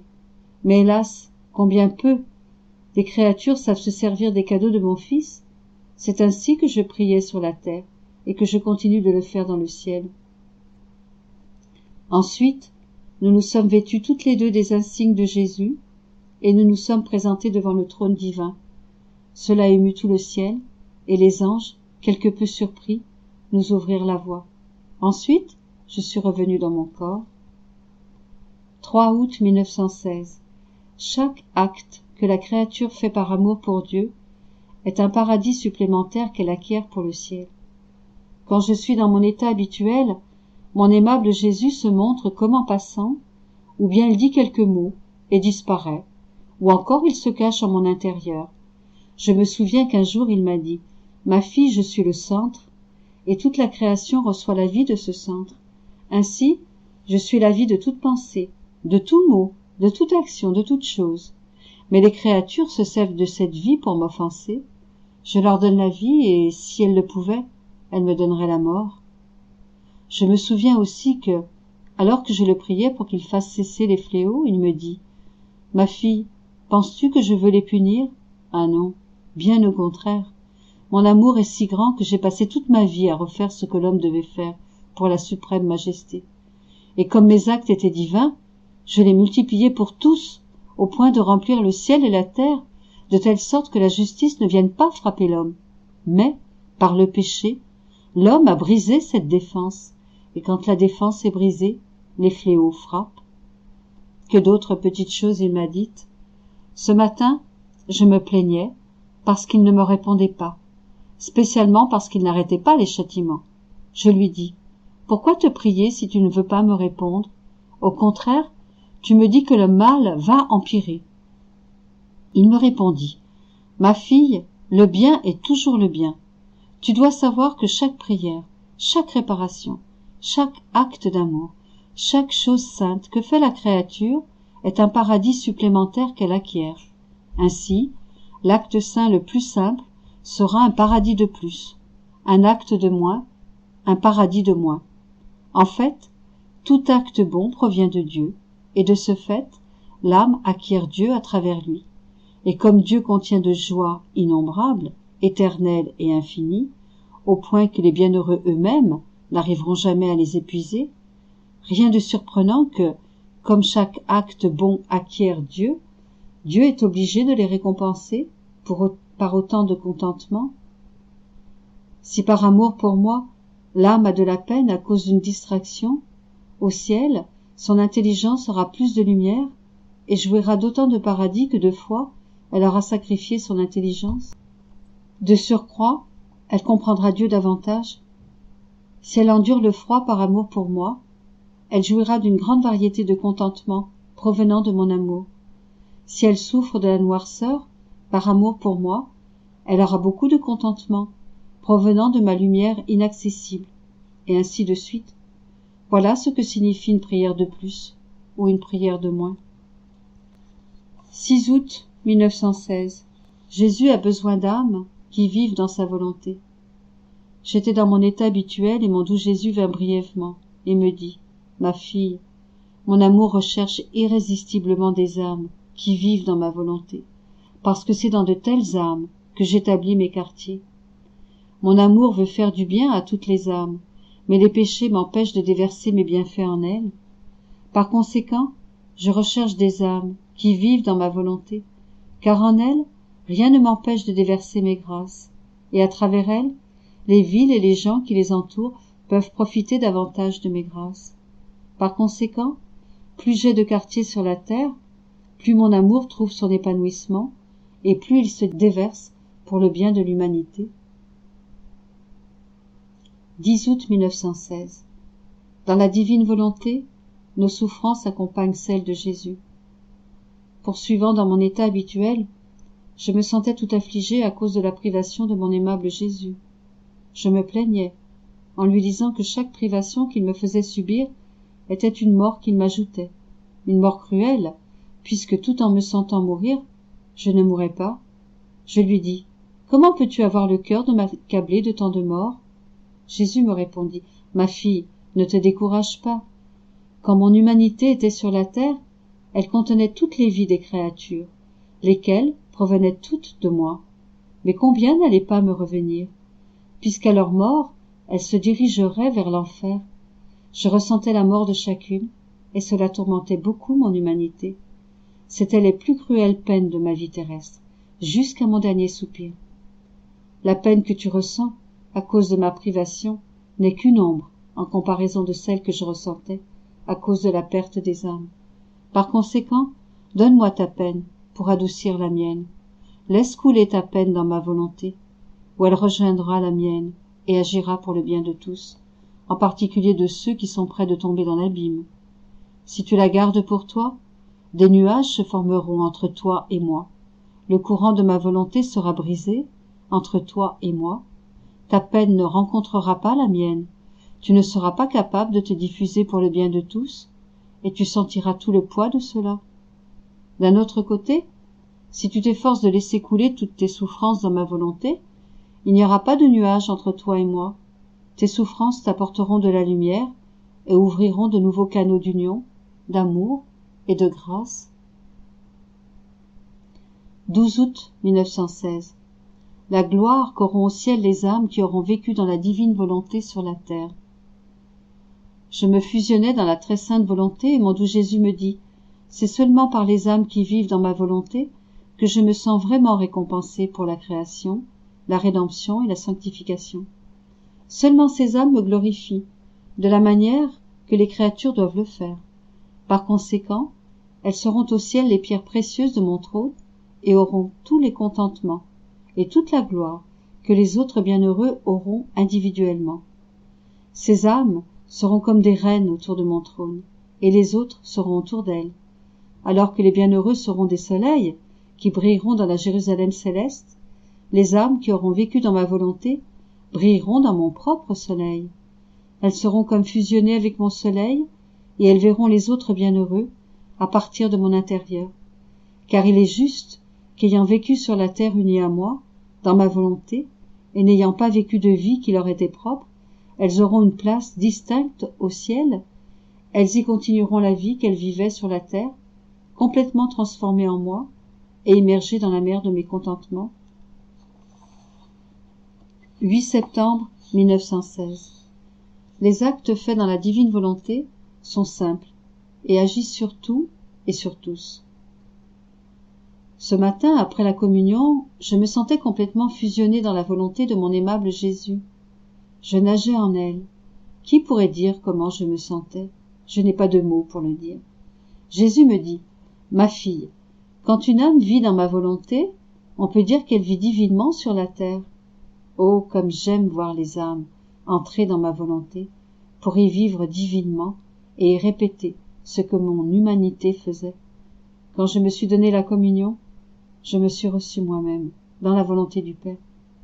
Et ce faisant, non seulement j'ai tout réparé, mais par l'immensité et l'omniscience de la divine volonté, j'ai donné la communion à tous. Et voyant que beaucoup n'allaient pas profiter du sacrement de l'Eucharistie, ce qui allait offenser le Père, puisque ces gens allaient refuser de recevoir ma vie, je donnais au Père satisfaction et gloire, comme si tous allaient recevoir la communion. Toi aussi, reçois la communion dans ma volonté, en répétant ce que j'ai fait. Ainsi tu ne vas pas seulement tout réparer, mais tu vas me donner à tous comme je le faisais moi-même, et tu vas me donner la gloire comme si tous recevaient la communion. Mon cœur est tout ému quand je vois qu'incapable par elle-même de me donner quoi que ce soit qui soit digne de moi, la créature prend mes choses, les fait siennes et fait comme je faisais. Il ajouta, Les actes faits dans ma volonté sont des actes simples, et parce qu'ils sont simples, ils agissent sur tout et sur tous. La lumière du soleil, parce qu'elle est simple, est lumière pour tous les yeux. Un acte fait dans ma volonté se diffuse dans tous les cœurs, dans tous les travaux, en tous. Mon être, qui est simple, contient tout. Il n'a pas de pieds, mais il est le pas de tous. Pas Dieu, mais il est les yeux et la lumière de tous. Sans aucun effort, il donne vie à tout, la capacité d'agir à tous. Ainsi l'âme, qui se trouve dans ma volonté, devient simple, et avec moi il se multiplie en tous, et fait du bien à tous. Oh, si tous comprenaient la valeur immense des actes faits dans ma volonté, même les plus petits, ils n'en laisseraient échapper aucun. 2 octobre 1916. Effet de la communion dans la divine volonté. Ce matin, j'ai reçu la communion comme Jésus me l'a enseigné, c'est-à-dire unie à son humanité, à sa divinité et à sa volonté.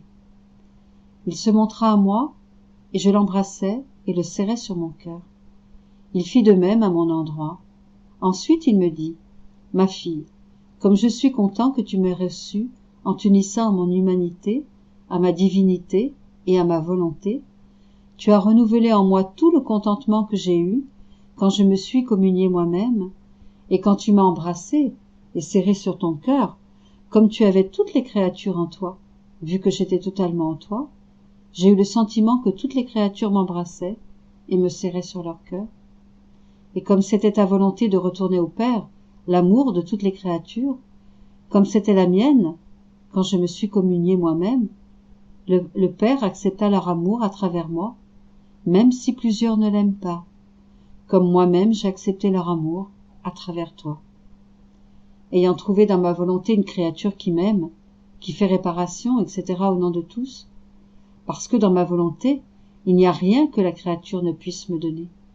J'ai senti que j'aimais les créatures, même si elles m'offensent, et je continue d'inventer des stratagèmes d'amour pour les cœurs les plus durs, afin de les convertir.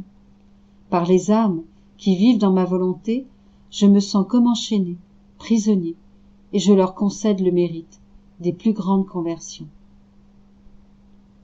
13 octobre 1916. Les anges entourent les âmes qui font les heures de la passion. Ces heures sont pour Jésus d'agréables petites douceurs. J'étais à faire les heures de la passion et Jésus béni me dit, « Ma fille, pendant ma vie terrestre, des milliers et des milliers d'anges accompagnaient mon humanité. Ils recueillaient tout ce que je faisais, mes pas, mes travaux, mes paroles, mes soupirs, mes peines, les gouttes de mon sang, etc. Ils me donnaient des honneurs. Ils obéissaient à tous mes désirs, et ils montaient au ciel et en redescendaient pour apporter au Père tout ce que je faisais. Ces anges ont une mission particulière. Quand une âme se remémore ma vie, ma passion, mon sang, mes plaies, mes prières, etc., ils viennent auprès de cette âme et recueillent ses paroles, ses prières, ses actes de compassion, ses larmes, ses offrandes, etc. Ils les unissent aux miens et les apportent devant ma majesté pour renouveler ma gloire. Avec révérence, ils écoutent ce que les âmes disent et ils prient avec elles. Par conséquent, avec quelle attention et quel respect les âmes doivent-elles faire les heures de la passion, sachant que les anges sont suspendus à leurs lèvres pour répéter ce qu'elles disent. Il ajouta, au milieu de tant d'amertume que me donnent les créatures, ces heures sont pour moi d'agréables petites douceurs, même si elles sont trop peu nombreuses, vu toute l'amertume que je reçois des créatures. Par conséquent, fais connaître ces heures autant que tu peux. 20 octobre 1916. Comme le soleil, la grâce est à la disposition de tous. Je me fusionnais dans la divine volonté et l'idée m'est venue de recommander à Jésus béni certaines personnes en particulier. Il me dit, « Ma fille, la spécificité va de soi, même si, théoriquement, tu ne devrais pas spécifier des intentions particulières. Dans l'ordre de la grâce, il en va comme dans l'ordre naturel. Le soleil donne sa lumière à tous, bien que les gens n'en profitent pas tous au même degré, et cela, pas à cause du soleil, mais à cause des gens. Certains utilisent la lumière du soleil pour travailler, pour apprendre, pour apprécier les choses. D'autres s'en servent pour s'enrichir et organiser leur vie, de sorte qu'ils n'aient pas à quêter pour leur pain. d'autres se montrent paresseux et ne veulent se mêler de rien. Bien que la lumière du soleil les inonde de partout, ils n'en tirent aucun profit. D'autres sont pauvres et malades, parce que la paresse engendre beaucoup de maux physiques et moraux. Ils doivent quêter pour leur pain. Cela dit, est-ce que c'est le soleil qui est responsable des difficultés de ceux qui n'en profitent pas? Ou donnerait-il plus à certains qu'à d'autres? Certainement pas. La différence est que certains l'utilisent et d'autres pas. La même chose se produit dans l'ordre de la grâce qui, plus que la lumière du soleil, inonde les âmes. Tantôt la grâce se fait voir pour l'âme en l'interpellant, en l'instruisant et en la corrigeant, tantôt elle se fait feu pour y brûler ce qui n'est pas bon et y faire disparaître le goût des mondanités et des plaisirs, et aussi pour y former des souffrances et des croix afin de lui conférer la forme de sainteté prévue pour elle. Tantôt la grâce se fait eau pour purifier l'âme, l'embellir et l'imprégner de grâce. Mais qui prête attention à ces flots de grâce? Ah, trop peu. Et on ose dire que je donne des grâces de sainteté à certains, et pas à d'autres, alors qu'on se contente de mener sa vie paresseusement, comme si la lumière de la grâce n'était pas pour soi. Il ajouta, « Ma fille, j'aime tant les créatures, que je me fais sentinelle en chacune pour les surveiller, les défendre, et de mes propres mains travailler à leur sanctification. Cependant, combien d'amertume elles me donnent?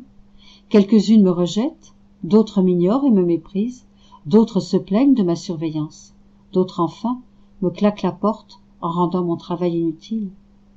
Non seulement je me fais sentinelle pour les âmes, mais je choisis celles qui vivent dans ma volonté pour m'accompagner dans cette tâche.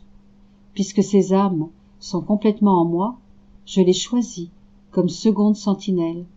Ces secondes sentinelles me consolent, me remercient au nom de leur protégé, me tiennent compagnie dans la solitude, où plusieurs me tiennent, et me forcent à ne pas délaisser les âmes. Je ne peux donner de plus grande grâce aux créatures que ces âmes qui vivent dans ma volonté.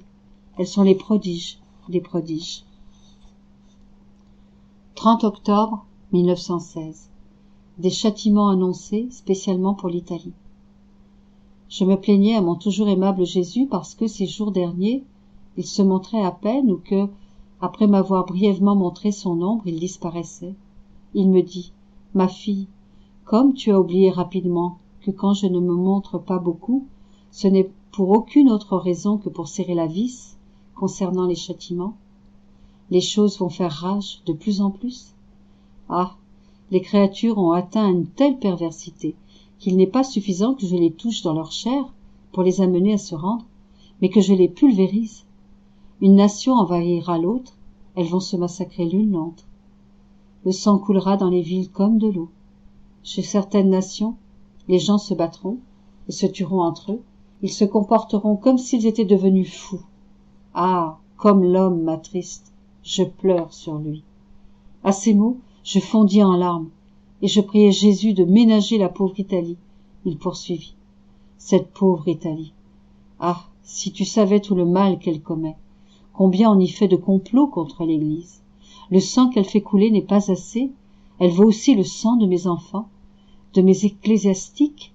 Ces crimes lui attireront la revanche du ciel et des autres nations. J'étais terrorisée. J'ai très peur, mais j'espère que Dieu s'apaisera. 15 novembre 1916. Faire son paradis sur la terre. Je me plaignais à mon doux Jésus qu'il ne m'aimait plus autant qu'avant. Toute bonté, il me dit, « Ma fille, ne pas aimer une personne qui m'aime m'est impossible. Au contraire, je me sens si attirée par elle, qu'au plus petit acte d'amour qu'elle m'adresse, je réponds par un triple acte d'amour et je place dans son cœur une veine divine qui lui communique la science divine, la sainteté divine et les vertus divines. Et plus l'âme m'aime, plus cette veine se développe et, en irriguant toutes les puissances de l'âme, elle se diffuse pour le bien des autres créatures. J'ai placé cette veine en toi, et quand ma présence te manque, et que tu n'entends pas ma voix, cette veine supplée à tout et se fait voix pour toi et pour les autres. Un autre jour, alors que, comme d'habitude, je me fusionnais dans la volonté de mon Jésus, il me dit, « Ma fille, plus tu te fusionnes en moi, plus je me fusionne en toi. » C'est ainsi que l'âme forme son paradis sur la terre. Plus elle s'emplit de saints désirs, pensées, affections, paroles, travaux et pas, plus elle façonne son paradis. À chacune de ces saintes paroles ou pensées correspond un contentement additionnel. À ces bonnes actions correspondent une grande variété de beauté, de contentement et de gloire. Quelle ne sera pas sa surprise quand, dès qu'elle aura quitté la prison de son corps, elle se trouvera dans une mer féerique de bonheur, de joie, de lumière et de beauté, résultant de tout le bien qu'elle aura fait. 30 novembre 1916. Les bénéfices que l'âme retire quand elle répare pour les autres. J'étais très affligée à cause de la privation de mon adorable Jésus, et je pleurais amèrement. Pendant que je faisais les heures de la Passion, une pensée me tourmentait. Vois où tes réparations pour les autres t'ont amené. Jésus t'a délaissé. Il me venait beaucoup d'autres pensées sottes comme celle-là. Ému de compassion, Jésus béni me pressa sur son cœur et me dit « Ma fille, tu es mon aiguillon. Mon cœur est coincé par tes violences. Si tu savais à quel point je souffre de te voir souffrir à cause de moi, c'est la justice qui veut se déployer, et tes violences me forcent à me cacher. Les choses vont se déchaîner davantage, et par conséquent, sois patiente. De plus, sache que les réparations que tu fais pour les autres te font beaucoup de bien à toi-même. En effet, quand tu répares pour les autres, tu t'efforces de faire ce que je faisais, ce qui m'amène à réparer moi-même pour tous, à demander pardon pour tous, à pleurer pour toutes les offenses de tous. Ces grâces qui viennent pour les autres viennent donc aussi pour toi. Qu'est-ce qui peut te faire le plus de bien? Mes réparations, mes pardons et mes pleurs ou les tiens? D'autre part, je ne me laisse jamais dépasser en amour. Quand je vois que par amour pour moi, une âme s'efforce de réparer, de m'aimer, de me présenter des excuses, de demander pardon pour les pécheurs, alors, d'une manière toute particulière, j'implore le pardon pour elle. Je répare pour elle, et j'embellis son âme de mon amour.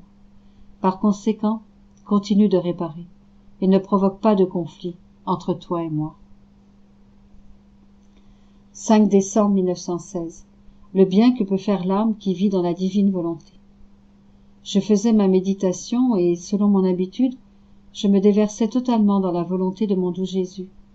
Je vis en esprit un engin contenant d'innombrables fontaines qui lançaient des vagues d'eau, de lumière et de feu.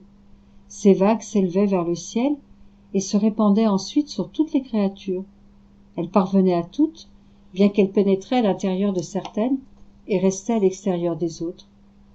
Mon toujours aimable Jésus me dit « Je suis l'engin et mon amour maintient cet engin en action afin qu'il déverse ses vagues sur tous. Pour ceux qui m'aiment, qui sont vides et qui veulent recevoir ces vagues, celles-ci entrent en eux. Quant aux autres, ils sont juste touchés par ces vagues, de manière à ce qu'ils deviennent disposés à recevoir un si grand bien. Les âmes qui font ma volonté et vivent en elle se trouvent dans l'engin lui-même, et puisqu'ils vivent en moi, ils peuvent disposer des vagues pour le bien des autres, ces vagues étant tantôt lumière qui illumine, tantôt feu qui enflamme, tantôt eau qui purifie. Comme il est beau de voir ces âmes qui vivent dans ma volonté sortir de mon engin comme autant de petits engins se diffusant pour le bien de tous. Ensuite, elles reviennent à l'intérieur de l'engin, en disparaissant du milieu des créatures, pour vivre en moi, et en moi uniquement. 9 décembre 1916. Jésus veut des âmes qui soient d'autres lui-même. J'étais affligée à cause de la privation de mon doux Jésus. Quand il vient, je ressens un peu de soulagement, mais je deviens vite plus affligée, en le voyant plus affligé que moi. Il n'est pas question qu'il s'apaise, puisque les créatures le forcent à envoyer encore plus de fléaux. Pendant qu'il sévit, il pleure sur le sort de l'humanité, et se cache au tréfonds de mon cœur, comme s'il ne voulait pas voir les souffrances de ces créatures. Ces temps sont invivables, mais il semble que ce n'est que le commencement. Comme j'étais très affligée à cause de mon pénible sort, celui d'être si souvent sans Jésus, il vint et, entourant mon cou d'un de ses bras, il me dit « Ma fille, n'augmente pas mes souffrances en t'affligeant de la sorte. J'en ai déjà beaucoup trop. Je n'attends pas cela de toi. J'attends de toi que tu t'appropries mes peines, mes prières et tout moi-même, de sorte que je puisse trouver en toi un autre moi-même. En ces temps, je veux de grandes satisfactions, et seulement ceux qui sont d'autres moi-même peuvent répondre à cette attente. Ce que le Père trouvait en moi, gloire, délice, amour, satisfaction complète pour le bien de tous, il le trouve en ces âmes. Tu dois avoir ces intentions à chaque heure de la passion que tu fais, à chacune de tes actions, tout le temps. Si je ne trouve pas ces satisfactions, ah, ça sera le désastre. Les fléaux vont se répandre par torrents. Ah, ma fille, puis disparut. 14 décembre 1916. Jésus dormait et travaillait pour que les âmes puissent se reposer en lui. J'offrais mon sommeil à Jésus en lui disant « Je prends ton sommeil, je le fais mien, et en dormant avec ton sommeil, je veux te donner un contentement, comme si c'était un autre Jésus qui dormait. » Sans me laisser poursuivre, il me dit « Oui, oui, ma fille, dors avec mon sommeil. Ainsi, en te regardant, je me verrai en toi, et nous serons d'accord sur tout. Je veux te dire pourquoi mon humanité s'est soumise à la faiblesse du sommeil. Les créatures ont été faites par moi, et, comme elles étaient miennes, je voulais les tenir sur mes genoux et dans mes bras, en repos continuel. L'âme devait reposer dans ma volonté, ma sainteté, mon amour, ma beauté, ma puissance, etc., toutes choses qui donnent le vrai repos, mais, ô douleur, les créatures ont quitté mes genoux et, se détachant de mes bras dans lesquels je les tenais enserrés, elles se sont mises à la recherche de velléités, les passions, les péchés, les attachements, les plaisirs ainsi que la peur, l'anxiété, l'agitation, etc. Bien que je me languissais d'elles et que je les invitais à venir se reposer en moi, elles ne m'écoutaient pas. C'était là un grand affront à mon amour, ce qu'elles ne prenaient pas en considération et qu'elles ne songeaient nullement à réparer. J'ai fait le choix de dormir dans le but de donner satisfaction au Père pour le repos que les créatures ne prennent pas en lui. Pendant que je dormais, j'obtenais du vrai repos pour tous, et j'invitais chaque cœur à renoncer au péché.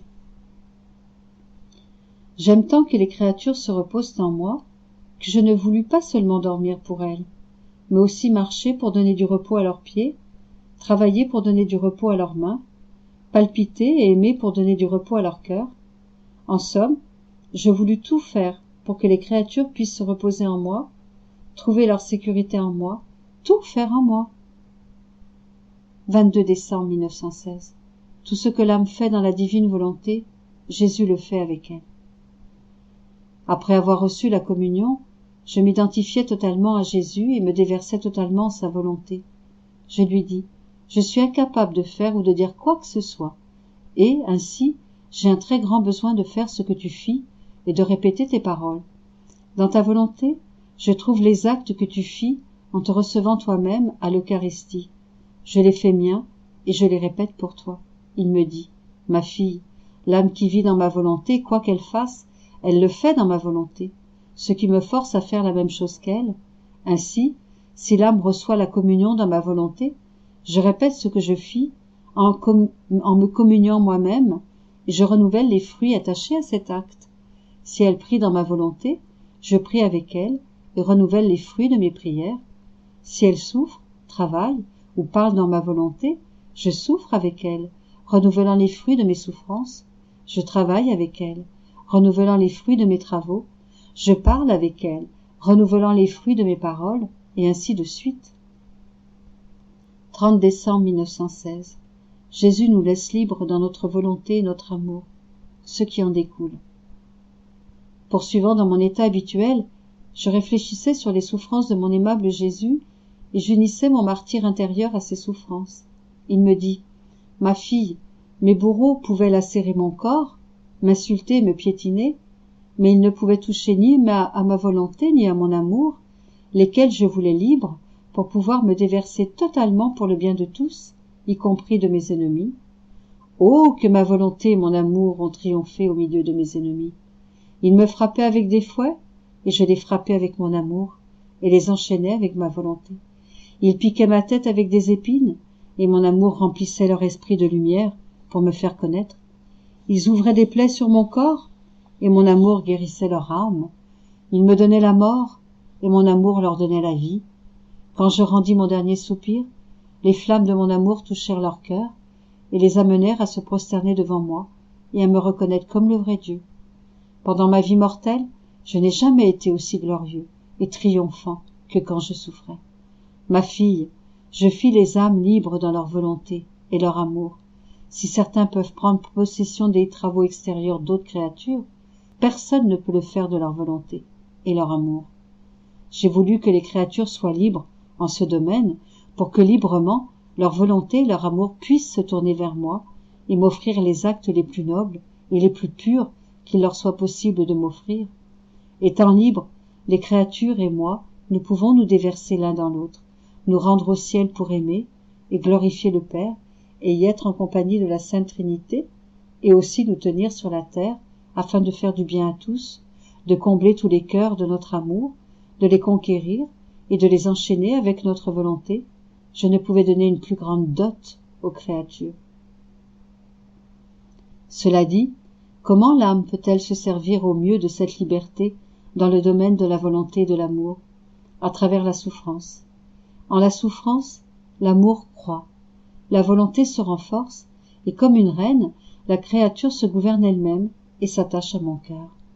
Ces souffrances m'entourent comme une couronne, attirent ma pitié et m'amènent à me laisser dominer par elles. Je ne peux résister aux souffrances d'une créature amoureuse. Je la garde à mes côtés comme une reine. À travers la souffrance, la domination de la créature sur moi est si grande qu'elle lui fait acquérir noblesse, dignité, douceur, héroïsme et oubli de soi. De plus, les autres créatures se font compétition pour pouvoir être dominées par elle. Plus l'âme s'identifie à moi et travaille avec moi, plus je me sens absorbé par elle. Si elle pense, je sens mes pensées absorbées par son esprit. Si elle regarde, parle, respire ou agit, je sens mon regard, ma voix, ma respiration, mon agir, mes pas et mes battements de cœur fondus dans les siens.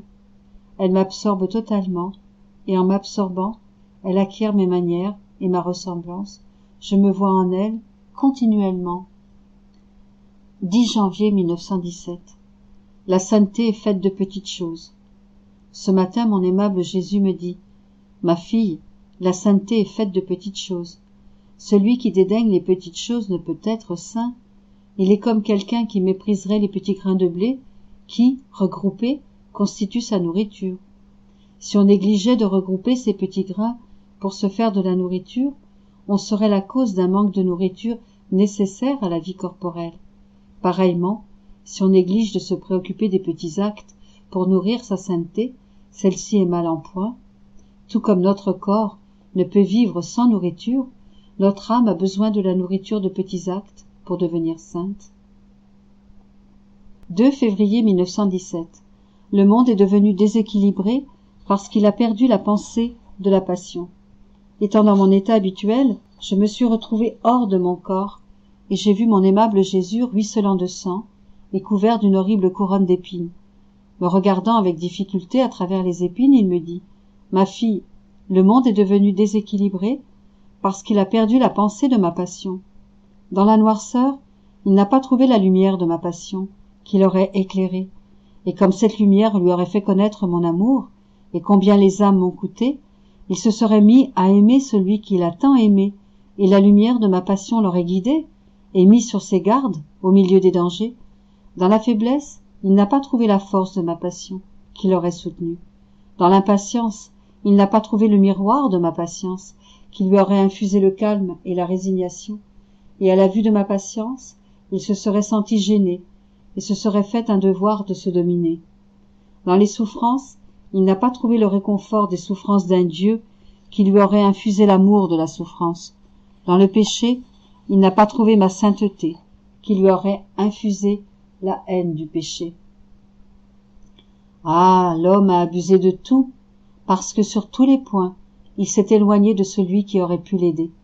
Voilà pourquoi le monde est devenu déséquilibré.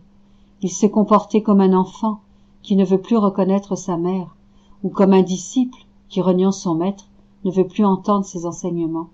Qu'est-ce qui va arriver à cet enfant et à ce disciple? Ils seront la honte de la société. Tel est devenu l'homme. Ah, il va de mal en pire, et je pleure sur lui, avec des larmes de sang. 24 février 1917. Communier à la manière de Jésus. Ayant reçu la communion, je pressai Jésus sur mon cœur en lui disant « Ma vie, comme j'aimerais faire ce que tu fis lorsque tu t'es reçu toi-même dans le sacrement de l'Eucharistie, afin que tu trouves en moi tes propres contentements, prières et réparations. » Mon aimable Jésus me dit « Ma fille, dans le petit cercle de l'hostie, j'ai tout enclos.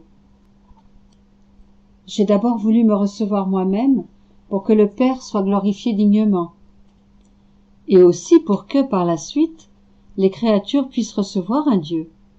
Dans chaque hostie se trouvent mes prières, mes remerciements et tout ce qui est nécessaire à la glorification du Père. Il se trouve aussi tout ce que les créatures doivent faire pour moi.